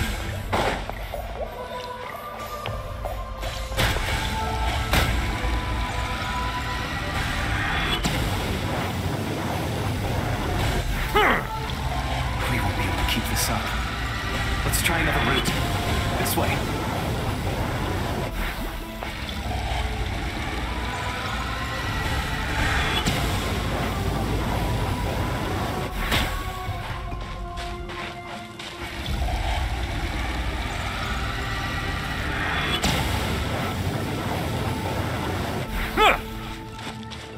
Not good. More monsters. We shouldn't waste our time on them. Transfixed. This is where you fall. Laid bare.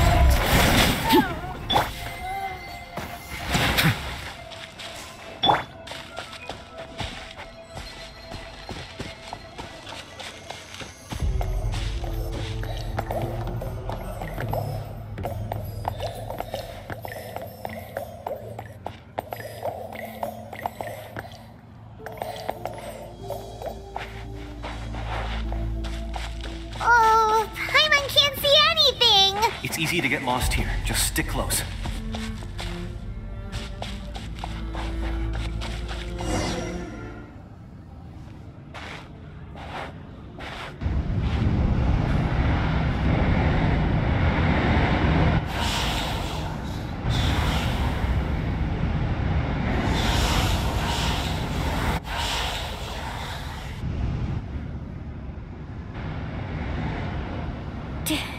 Did you hear that?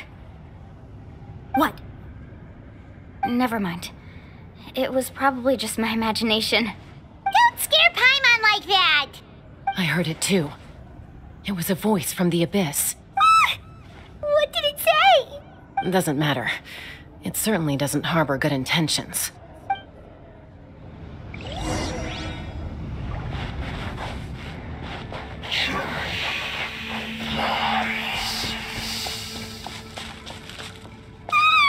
Paimon just heard it too! Let's keep going. Paimon wants to get out of this place!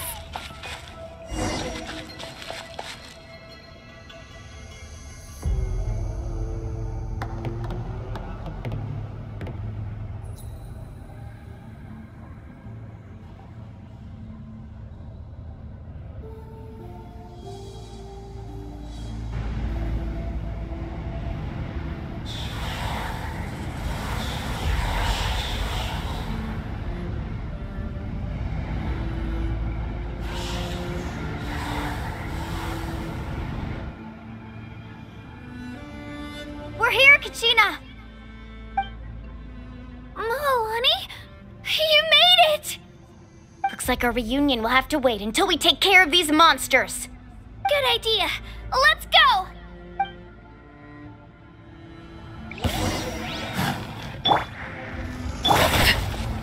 Transfixed.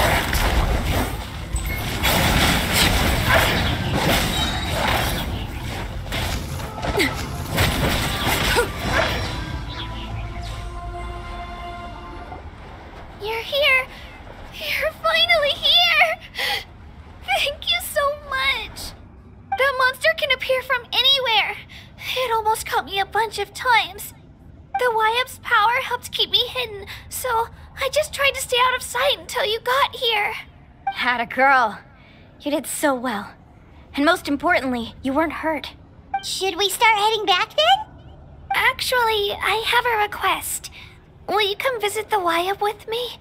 I can't exactly put it into words, but something's wrong with the Ode of Resurrection. And I know it has something to do with the contamination from the Abyss. That was the Pyro Archon's theory as well. Everything we've seen here certainly seems to back it up. In the Night Kingdom, there are 6 main totem poles representing the Wyap of each tribe. You can think of them like the body of each Wyap. Additional totem poles, like the ones around here, serve as proxies to which the Wyap can extend their consciousness. There are countless proxies scattered around the Night Kingdom. Through them, the Wyap can extend their consciousness over the entire realm and track down souls no matter where they roam. But if a proxy were to become severely contaminated, then a soul could become lost within the Night Kingdom. Judging by the current situation, I don't think we're dealing with just one contaminated proxy. Even if we could drive back the abyssal power from one of them, that probably wouldn't even put a dent in the problem. Still, we can't just leave the Wyap to suffer. It's protected me this whole time.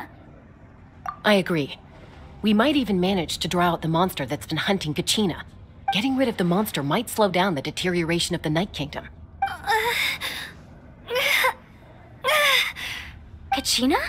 What's wrong? Nothing. Just a headache.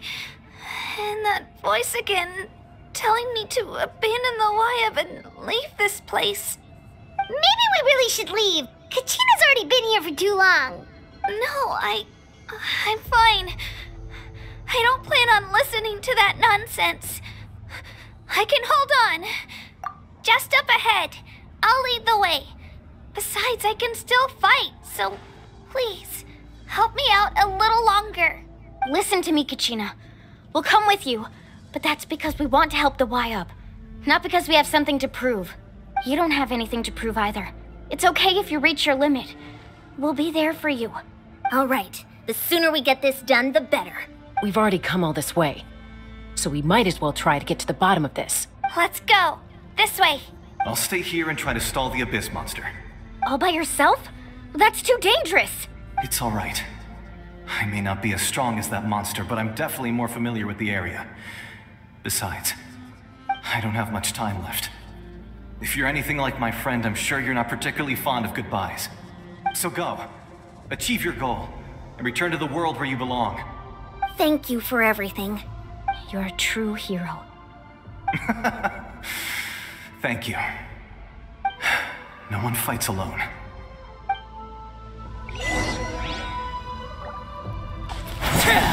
Does your head still hurt? Let me help you walk. I'm fine. You should know I'm made of stronger stuff than that.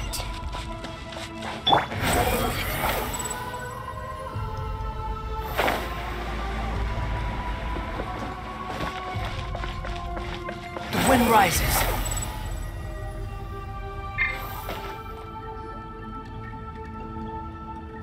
Wyabb! I'm back! My friends and I are here to heal you. Wyabb, can you hear me? Wyabb? So we were right. The contamination is already too severe. It's preventing the Wyabb from answering our calls. All right, get ready, everyone. Time to purge the abyssal energy from this place. Careful. We've got company. Already? You really think that puny soul could slow me down? Courage in the face of futility is pure folly. He tried to get in my way, so I disposed of him. You killed Malco? He would have dispersed with or without me. Rather than worrying about him, I would urge you to focus on yourself. You may have defeated others of my kind in the past, but underestimate me now, and it will be to your peril. No, the power of the Abyss is intoxicating. The destruction it seeks captivates like a masterful work of art. I strive only for the opportunity to see it up close. I thought this naive little girl was an exception, but it turns out humanity is full of lambs willing to offer themselves up to the slaughter. That is the tragedy of your short lives. You understand nothing of all-encompassing power. Ancient names, pride, friendship, all empty ideas invented to give you a false sense of self-worth. They possess no power at all. The Pyro Archon created those grandiose ideals out of pure selfishness. Anything to avoid sharing power. Anything to avoid handing over the primordial gift to ordinary people like you. Don't believe me? Then ask yourself, why is the Pyro Archon strong beyond measure, while you, Kachina, remain so pathetically weak? Kachina, give me your hand.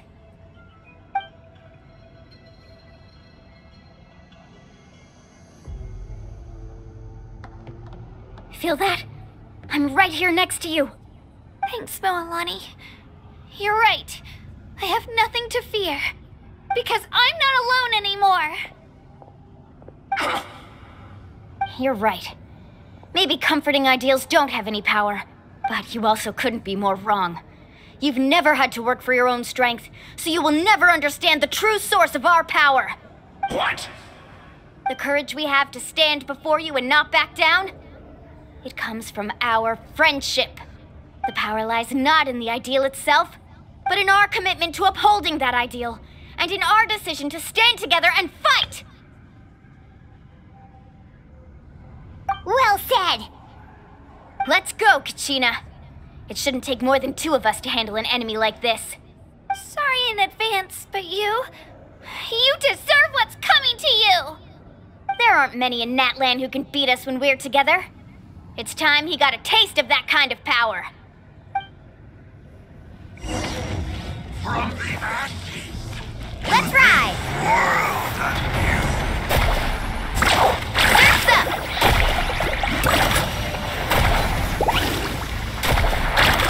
Right here!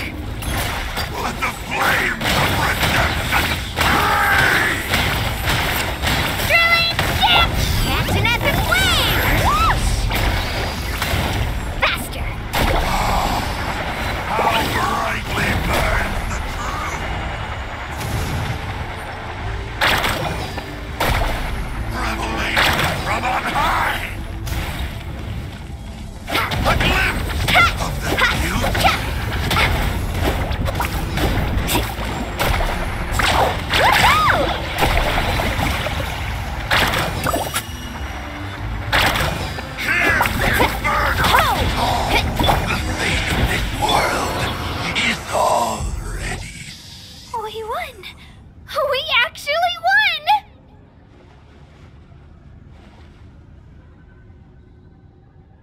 That's what he gets for underestimating you two.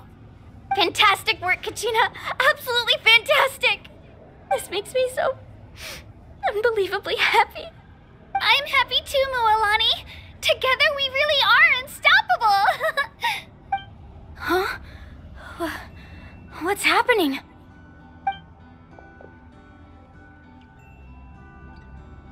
My ancient name is glowing? But I thought I didn't bring it with me. It's probably a projection from the real world. But that doesn't explain why it's glowing all of a sudden. Wait, does that mean you're...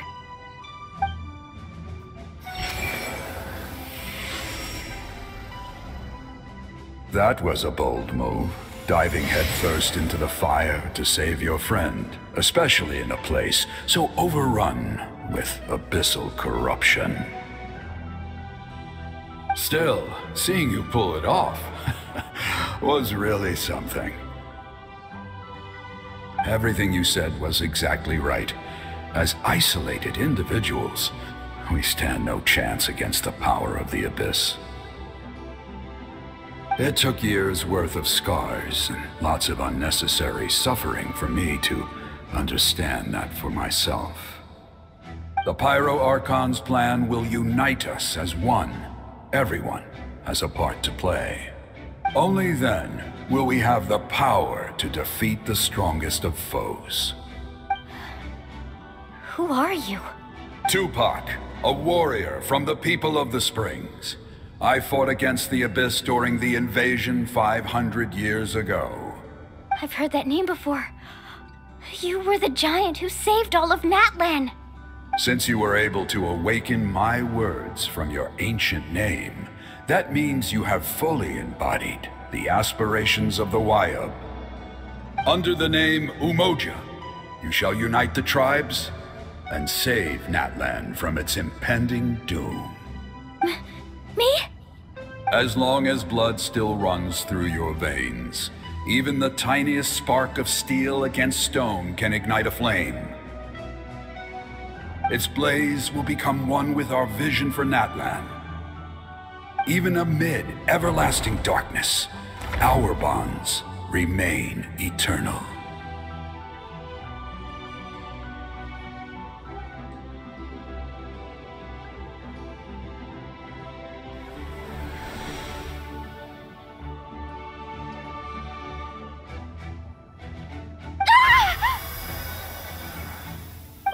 What's wrong, Mualani?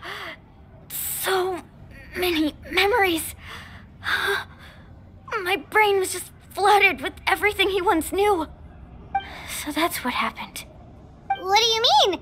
Did you just figure something out? 500 years ago, they foresaw the very crisis we're facing now. Efforts to save Natlan started all the way back then. We can go over the details once we get back. We shouldn't linger here longer than we have to. I know bits and pieces, but I had no idea Mualani was also part of the plan. This sounds like something that's going to need a lot of explaining. Let's focus on saving the Wayub first.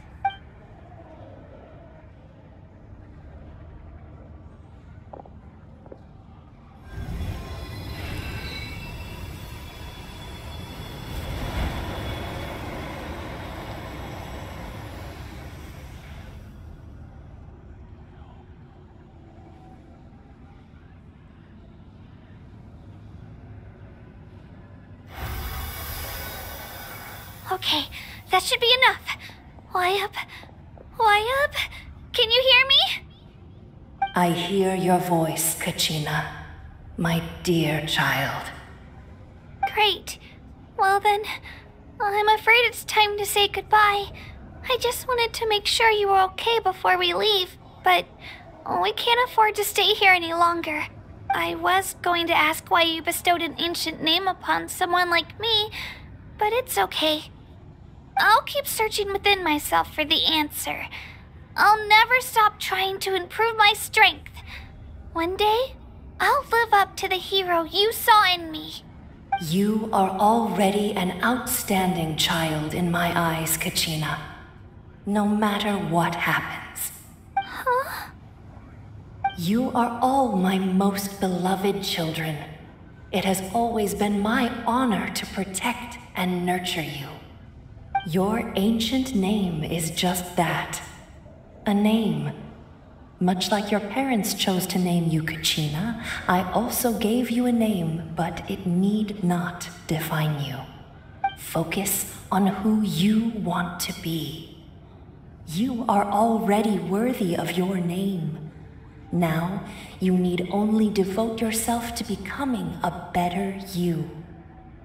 The story of your ancient name is for you to continue. Just like your parents, my love for you will never change. No matter what the future holds. Thank you, Wyatt. It gladdens me to see the Pyro Archon's plan move another step towards completion. But it is time for you to leave this place. The situation here is getting worse. Go now, my children. Save Natlan on behalf of all you hold dear. I know we've never met before, Wyatt, but I just wanted to say thank you for encouraging Kachina. It was exactly what she needed to hear. Whoa! What's going on? An earthquake? We're out of time. It's the power of the Abyss. Quick, we need to run!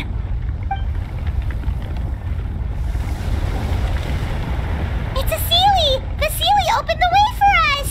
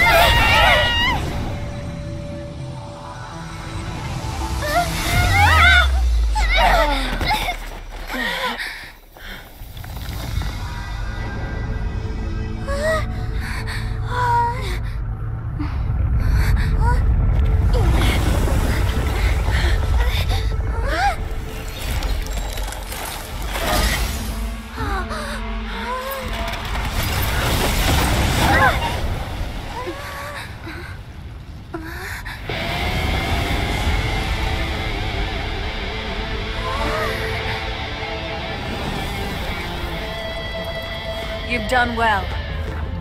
Now come home.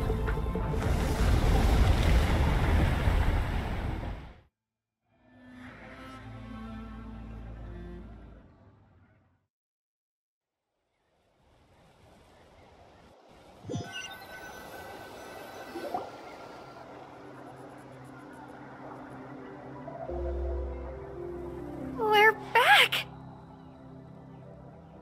The Pyro Archon saved us. But she's not here. Yeah, didn't she say she used it all up? She's still in the Speaker's Chamber. What we saw in the Night Kingdom was just her consciousness. So you're saying her consciousness did all that? Every great display of power comes at a price. You must feel terrible, Kachina. Just hold on. We'll get you to a doctor soon. Let's get back to the stadium. The Pyro Archon said she'd have a doctor waiting for us. I recommend getting a full checkup, just to make sure no damage gets left behind. Paimon feels okay. What about you, Traveler? Right. You always seem to do pretty well against the Abyss. Let's get going.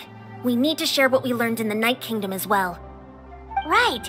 The Wyatt mentioned something about the Pyro Archon's plan. What is it exactly? I'll let her explain everything. We're all a part of the plan now.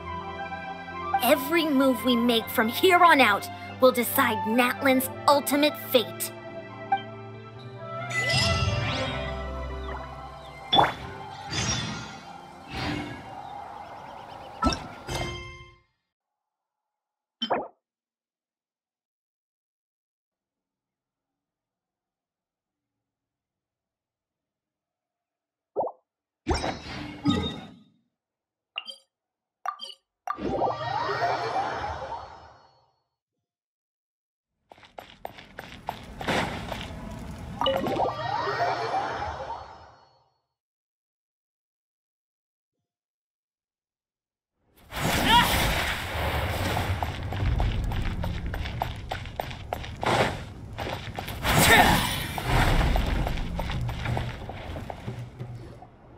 Huh. There's a lot less stuff here than before. It's good to see you all here in one piece. I know you must have a lot of questions, but let Koichi check you over first. It's best not to let any lingering effects of the Abyss go untreated. Thank goodness you made it back. I came here as soon as the Pyro Archon told me about your plan. Take a seat, everybody. I'll examine you one by one.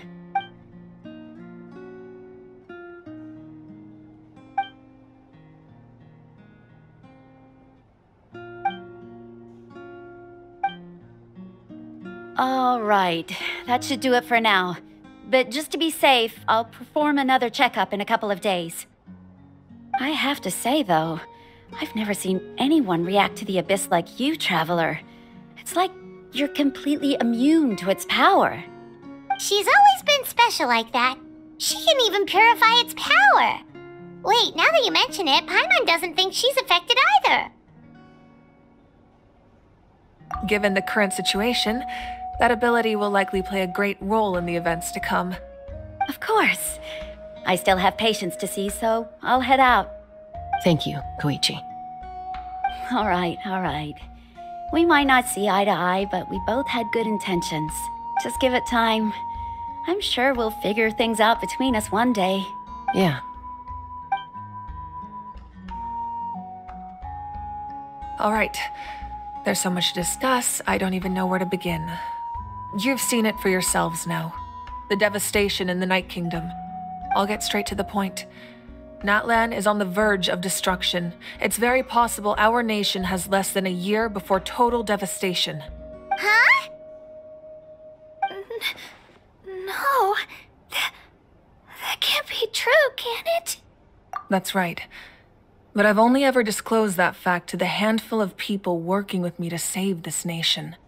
Our looming destruction is not a recent development, but the inevitable conclusion of the disaster the Abyss initiated 500 years ago. Mualani told us a little bit about that. 500 years ago, all the nations of Teyvat were invaded by the Abyss. Unlike the other nations, Natlan never had stable and deep-rooted ley lines, so we suffered the worst of the invasion. The battle against the Abyss was exceedingly long and brutal. In the end, victory came at the cost of our civilization and countless lives. Even then, it took centuries of solving the disasters caused by the Abyss to finally achieve the peace we know today. And still, this is but a superficial victory. The forces of the Abyss have merely been driven back underground. Their threat to Natlan remains as real as ever. I'd never have guessed. The problems plaguing the Night Kingdom are all the more complicated because that realm is essentially functioning as Natlan's ley lines. Immediately after the war, our calculations estimated that we would have a maximum of 500 years before the Night Kingdom was completely lost to the Abyss. But at that time, we were a nation of the destitute. Our people no longer believed in victory, nor did they hold hope for the future. Our civilization was dying, our faith crumbling, and the line of power passed down from the Wyab nearly severed. If we didn't bring the nation back together, it would be foolish to even dream of defeating the Abyss in the future. So, the Archon had a long and involved discussion with the heroes of each tribe, and finally came up with a 500-year-long plan to save Natlan. So that's what happened. After finding Kachina, I encountered a strange figure who gave me a series of new memories. Since the plan was mentioned in those memories, I guess I've been chosen to play an important role in it. But there's still something I don't understand. Those memories showed me the Pyro Archon from back then. And it was you. Huh? But that doesn't make any sense. The Pyro Archon is supposed to be human. It's impossible for a human to live that long. That's right. The hardest thing for humans to overcome has always been time. Or rather, the natural limitations of our lifespan. A god can extend a human's life by using a certain amount of divine power, or subjecting them to a curse. But, as we all know, Natlan doesn't have gods like that. We can only rely on our own methods. A human life is like a flame destined to be extinguished. 500 years ago, I placed my life within the sacred flame. Only by dying before my time could I have the chance to wake up again. So, in other words, this is your second life? Yes. We only managed to defeat the Abyss all those years ago because the tribes came together as one. If the Natlan of the future was to have a fighting chance, the Pyro Archons that came after the war had to rebuild the decimated tribes. The goal was to reunite the people and restore the strength of each tribe's Wyab. Once a tribe was back to its full strength, the tribe's Wyab would select a hero, indicating the tribe was once again ready for war. The Chosen would then stand by my side in defense of our nation, just like great heroes of old 500 years ago. So that means I'm one of the Chosen? That's right. You bear the ancient name Umoja, the same one held by the hero from your tribe 500 years ago. It means unity. After your adventure in the Night Kingdom, I trust you've come to fully understand the meaning of that name. So in other words, you always knew who the Wyab were going to pick from each tribe? Yes. According to the plan, each tribe was supposed to have been fully restored by the time I awoke. But something went wrong along the way. The 6 heroes successfully inherited the ancient names from 500 years ago, but the intel regarding the plan wasn't passed on to them. Once again, it comes down to the deterioration of the Night Kingdom. Communication between the Sacred Flame and the Wyab has been blocked. Just like how the Ode of Resurrection failed to bring Kachina back. Exactly. It's just another tactic the Abyss is using against us. The Abyss may not possess intelligence, but its methods certainly aren't easy to counter. If we want to unblock that information from being passed on, my presence alone isn't enough. The ancient name-bearer must establish a greater connection to their name. So, I've tried my best to help them from the sidelines. Currently, Shilonin of the Children of Echoes, Kinich of the Scions of the Canopy, and Iansan of the Collective of Plenty have all been acknowledged by their names. During your adventure, you too earned the acknowledgement of your Wyab, Mualani. In the process, you gained the memories stored within your name. But we have less than a year!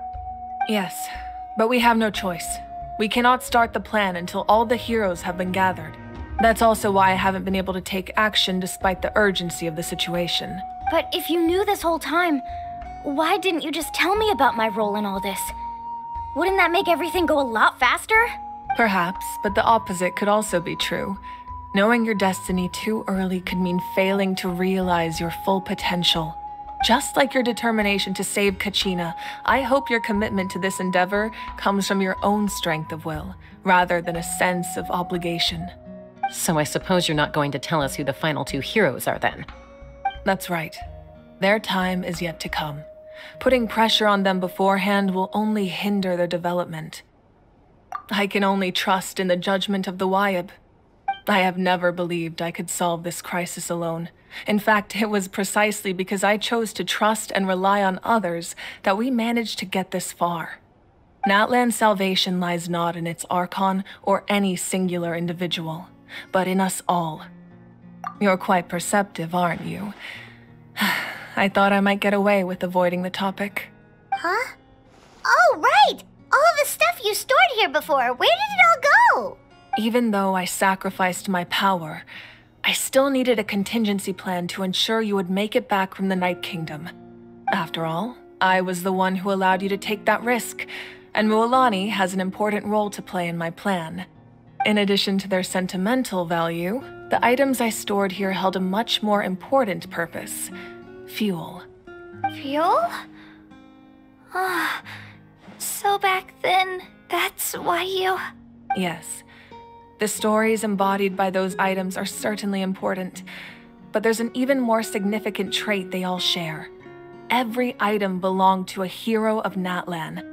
Over time, they became imbued with a certain amount of contending fire from being carried in battle. On their own, each item's power is limited, but together, their combined effect can prove quite useful in a dire situation. By burning those items, I was able to activate the contending fire stored within them to open the boundary between the two worlds. It was a rather crude approach, so all their power was depleted in an instant, as you can see. But weren't they all precious treasures? What about their stories? That's exactly why I dragged you all here. No matter what, I never wanted the Pyro Archon to have to use that power. Oh, I'm so sorry. You have nothing to be sorry for. You all deserve my thanks, actually. If you hadn't saved the totem pole, that area of the Night Kingdom would have been forever lost to the Abyss. And then, it would only be a matter of time before the Children of Echoes was met with disaster.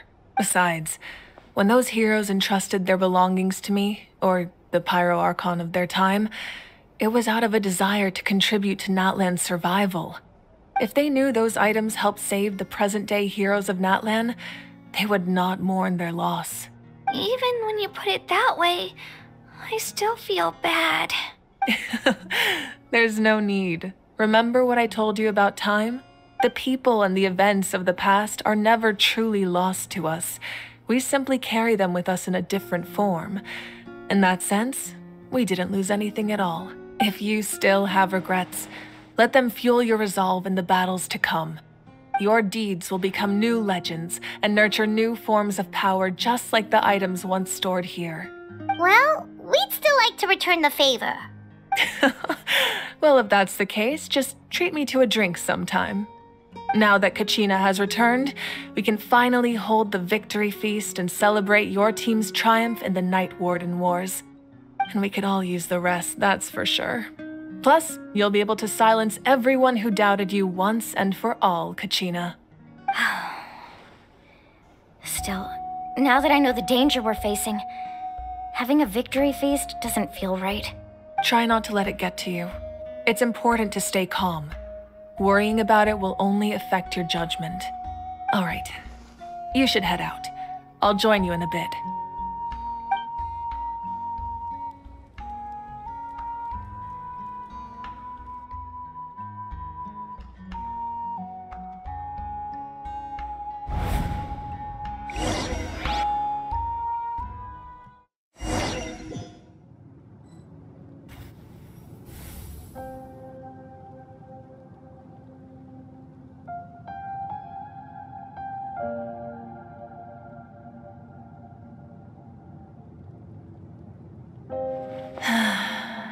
When I was young, I used to sit by the hot springs and listen to the stories of warriors from all over Natlan.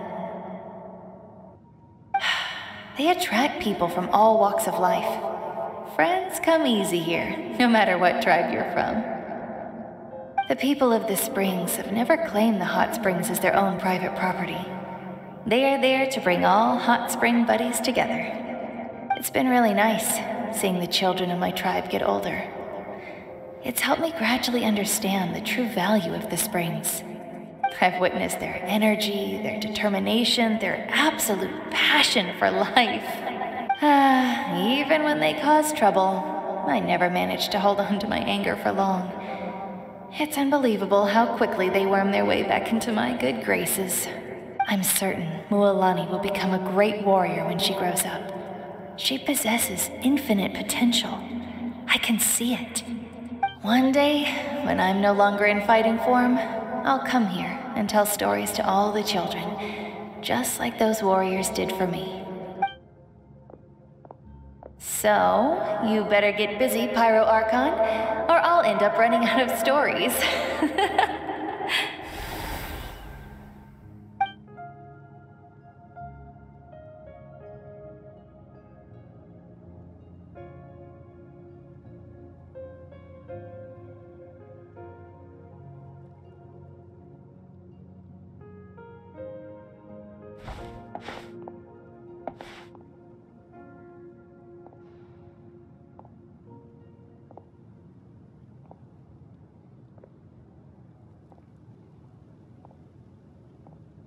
Our nation is engulfed in darkness. Our tribes stand divided, and yet you promise victory in the distant future. The Abyss is a cunning enemy, one that I faced in battle many times. Were that not the case, I would never understand exercising this degree of caution. My rage will never know absolution. Then my power will no longer aid you in victory. But you came to me because you knew you could convince me with just a single sentence. I understand your choice. The heroes of today will forge the path ahead with blood and fire. Just remember to earn us the victory we are owed. Otherwise, rest assured, I'll find a way to collect the debt. For Natlan.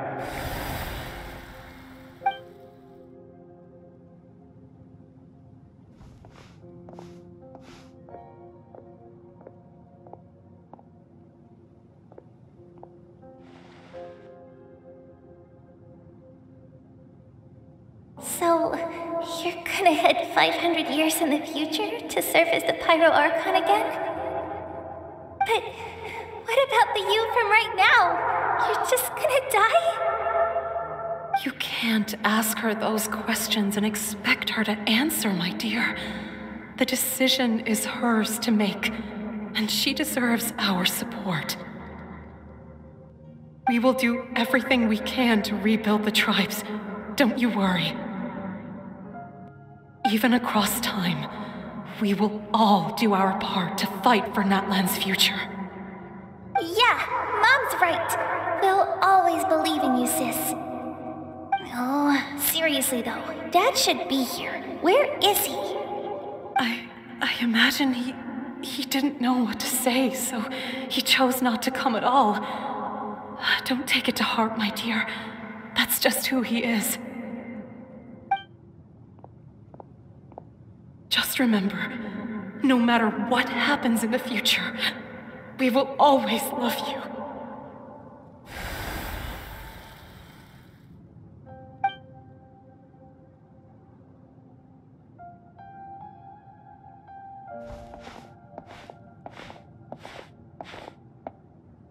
I'll come find you one day. I know I can't live that long, but I'll think of something. There has to be a way for us to meet again one day. If there's an answer out there somewhere, I'm gonna find it. So, don't forget about me.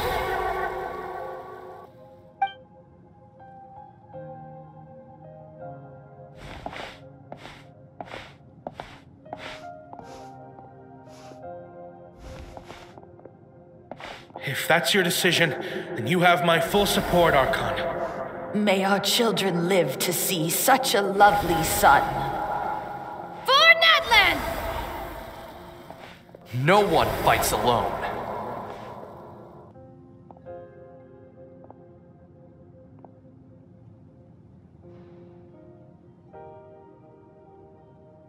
The rules are my legacy. They shall grant us the strength to overcome the next tragedy. War forged the 6 tribes, taught us how to fight, instilled in us what it means to love. Who will be the one to bring this to an end?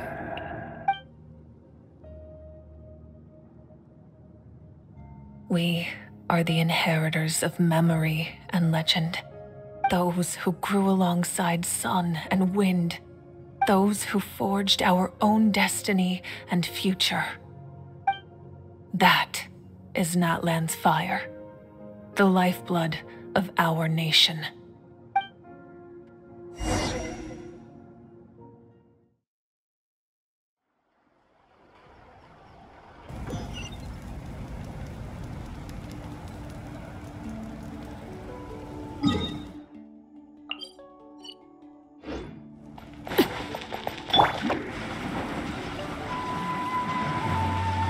Make my escape.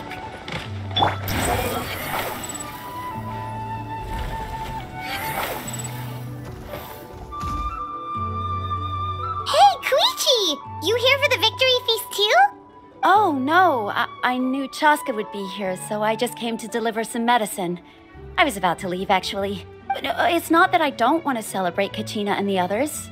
I'm so glad she made it back. It's just... well, I'll make things awkward if I'm around my sister right now. Ah, well, you two had a fight, so Paimon can understand. She didn't cause any trouble during your trip, right? Yeah, she was super helpful. She gave us a lot of useful information about the Abyss. That's good. That's all I needed to know.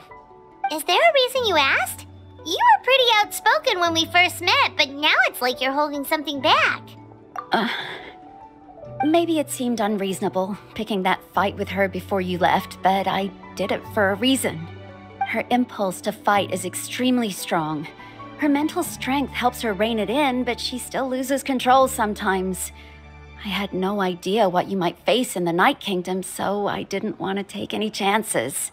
So what you're saying is... Okay, so maybe it sounds a little stupid, but it works pretty well. It helps her keep her cool for a little while, at least. Anyway, I'm just glad you were able to make it back safe and sound. That's all I wanted. But do you really have to go that far? Can't you just talk it out? No way. Chaska never opens up about her own pain, especially to her family. She can't learn about this, or it'll be even harder to help her. I appreciate the understanding, and don't worry. I'll find a way to help her ease this burden. Anyway, I need to get going. Enjoy the celebration. Oh, and if you ever need a doctor, you know who to find. Huh. Who would have thought there was a deeper reason behind their arguing? In the end, it's all the Abyss's fault. Paimon's had enough of them.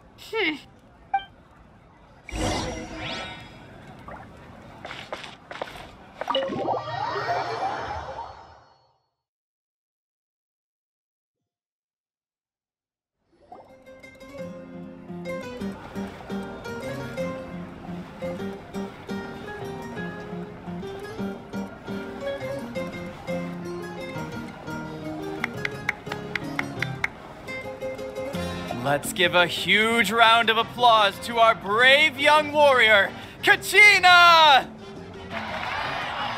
Woohoo!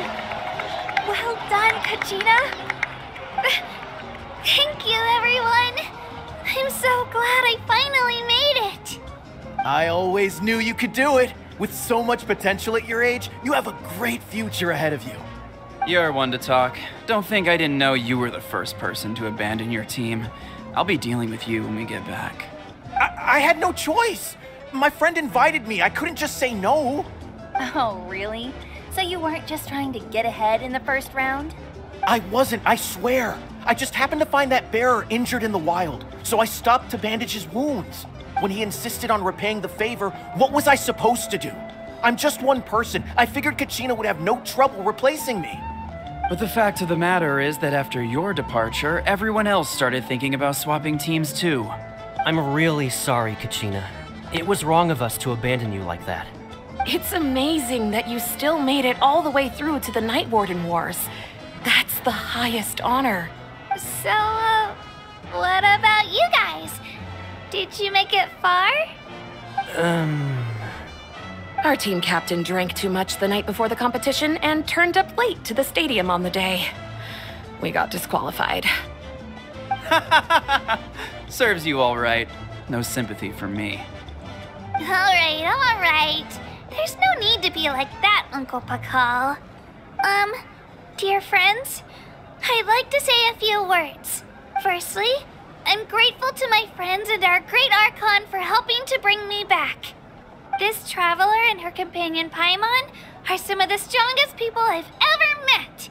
If they were allowed to participate in the pilgrimage, I have no doubt that they'd win the whole thing. They've agreed to let me learn from them. With their help, I believe I can become even stronger still. And let's not forget my good friends, Moalani, Chaska, Kanich, and Ayan-san. They all helped the Traveler and Paimon figure out a way to bring me back from the Night Kingdom. They too deserve to be called our heroes. So, please give another round of applause for them. Thank you so much. Well said! I'll drink to that. How does it feel being a hero, Kachina? To be honest, it's a bit overwhelming. It all just feels so surreal. Well, you better get used to it. Next up, undefeated champion! Hey, please don't make fun of me.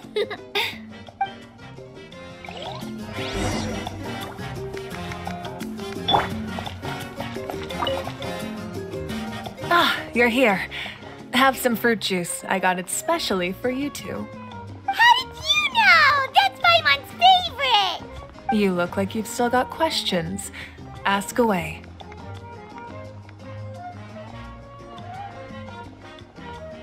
Because they had their own lives to live. The thought of telling them, abandon your families and everyone you love, and come with me to the end of time, for in 500 years Natlan will be destroyed, it seemed too cruel. You could just as easily point out that everything in this world would come to an end eventually. But life is short, and beyond a point, it just doesn't seem real. Imagine if I said, let's leave right now and go save the sun because it'll flame out in a few million years. It would sound quite ridiculous. I couldn't make them shoulder that burden with me.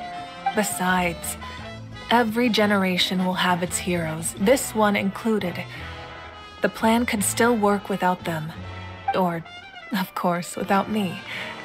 But since I was the one who came up with the plan, I felt duty-bound to see it through to the end. Paimon's suddenly remembering that portrait in your room. Was that your family from back then? Yes, it was.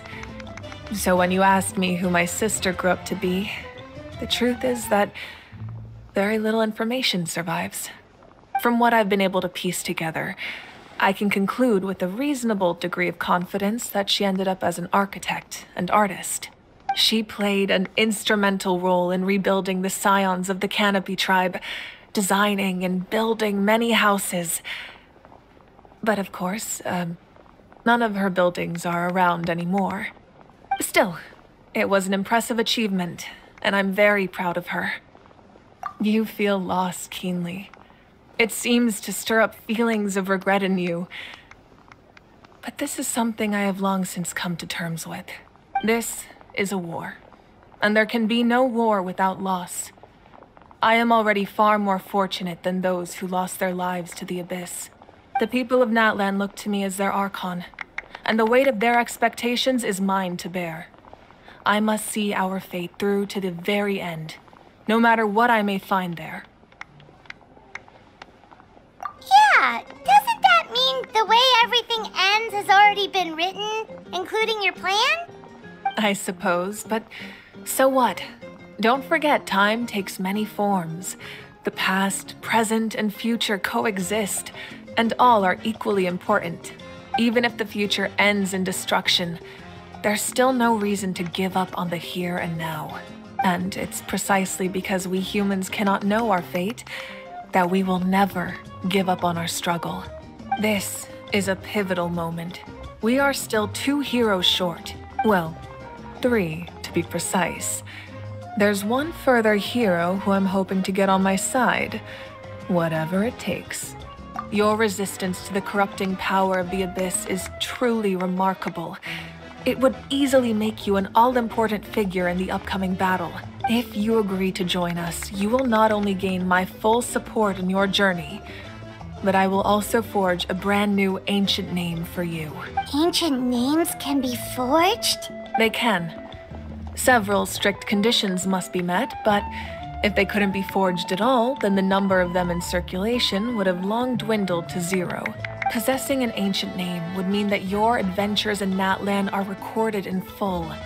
Your stories would be remembered by our people for all the years to come. The Ode of Resurrection may have temporarily lost its power, but still, take this as my personal guarantee that I shall never let you fall. Just like in the Night Kingdom, I will be there for you. That is a promise I will fulfill at all costs. This nation always honors its heroes. Yeah, we can't just ignore the situation here. Wonderful. Then I'll reach out to Shilonen right away. She's the one who will forge the name. We've never forged an ancient name for an Outlander before, but I trust she'll find a way.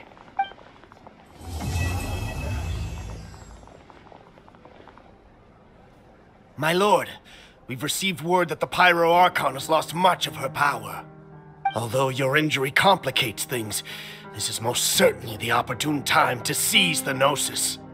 Victory and defeat are rules, not outcomes.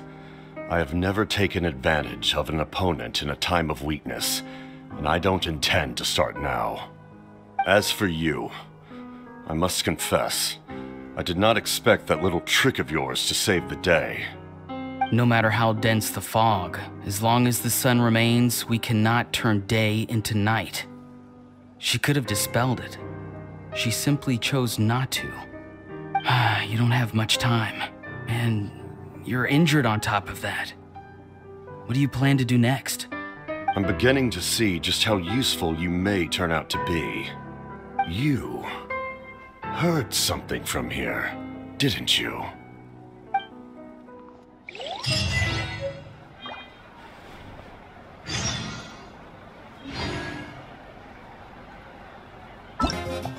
Oh, something else you'd like to ask?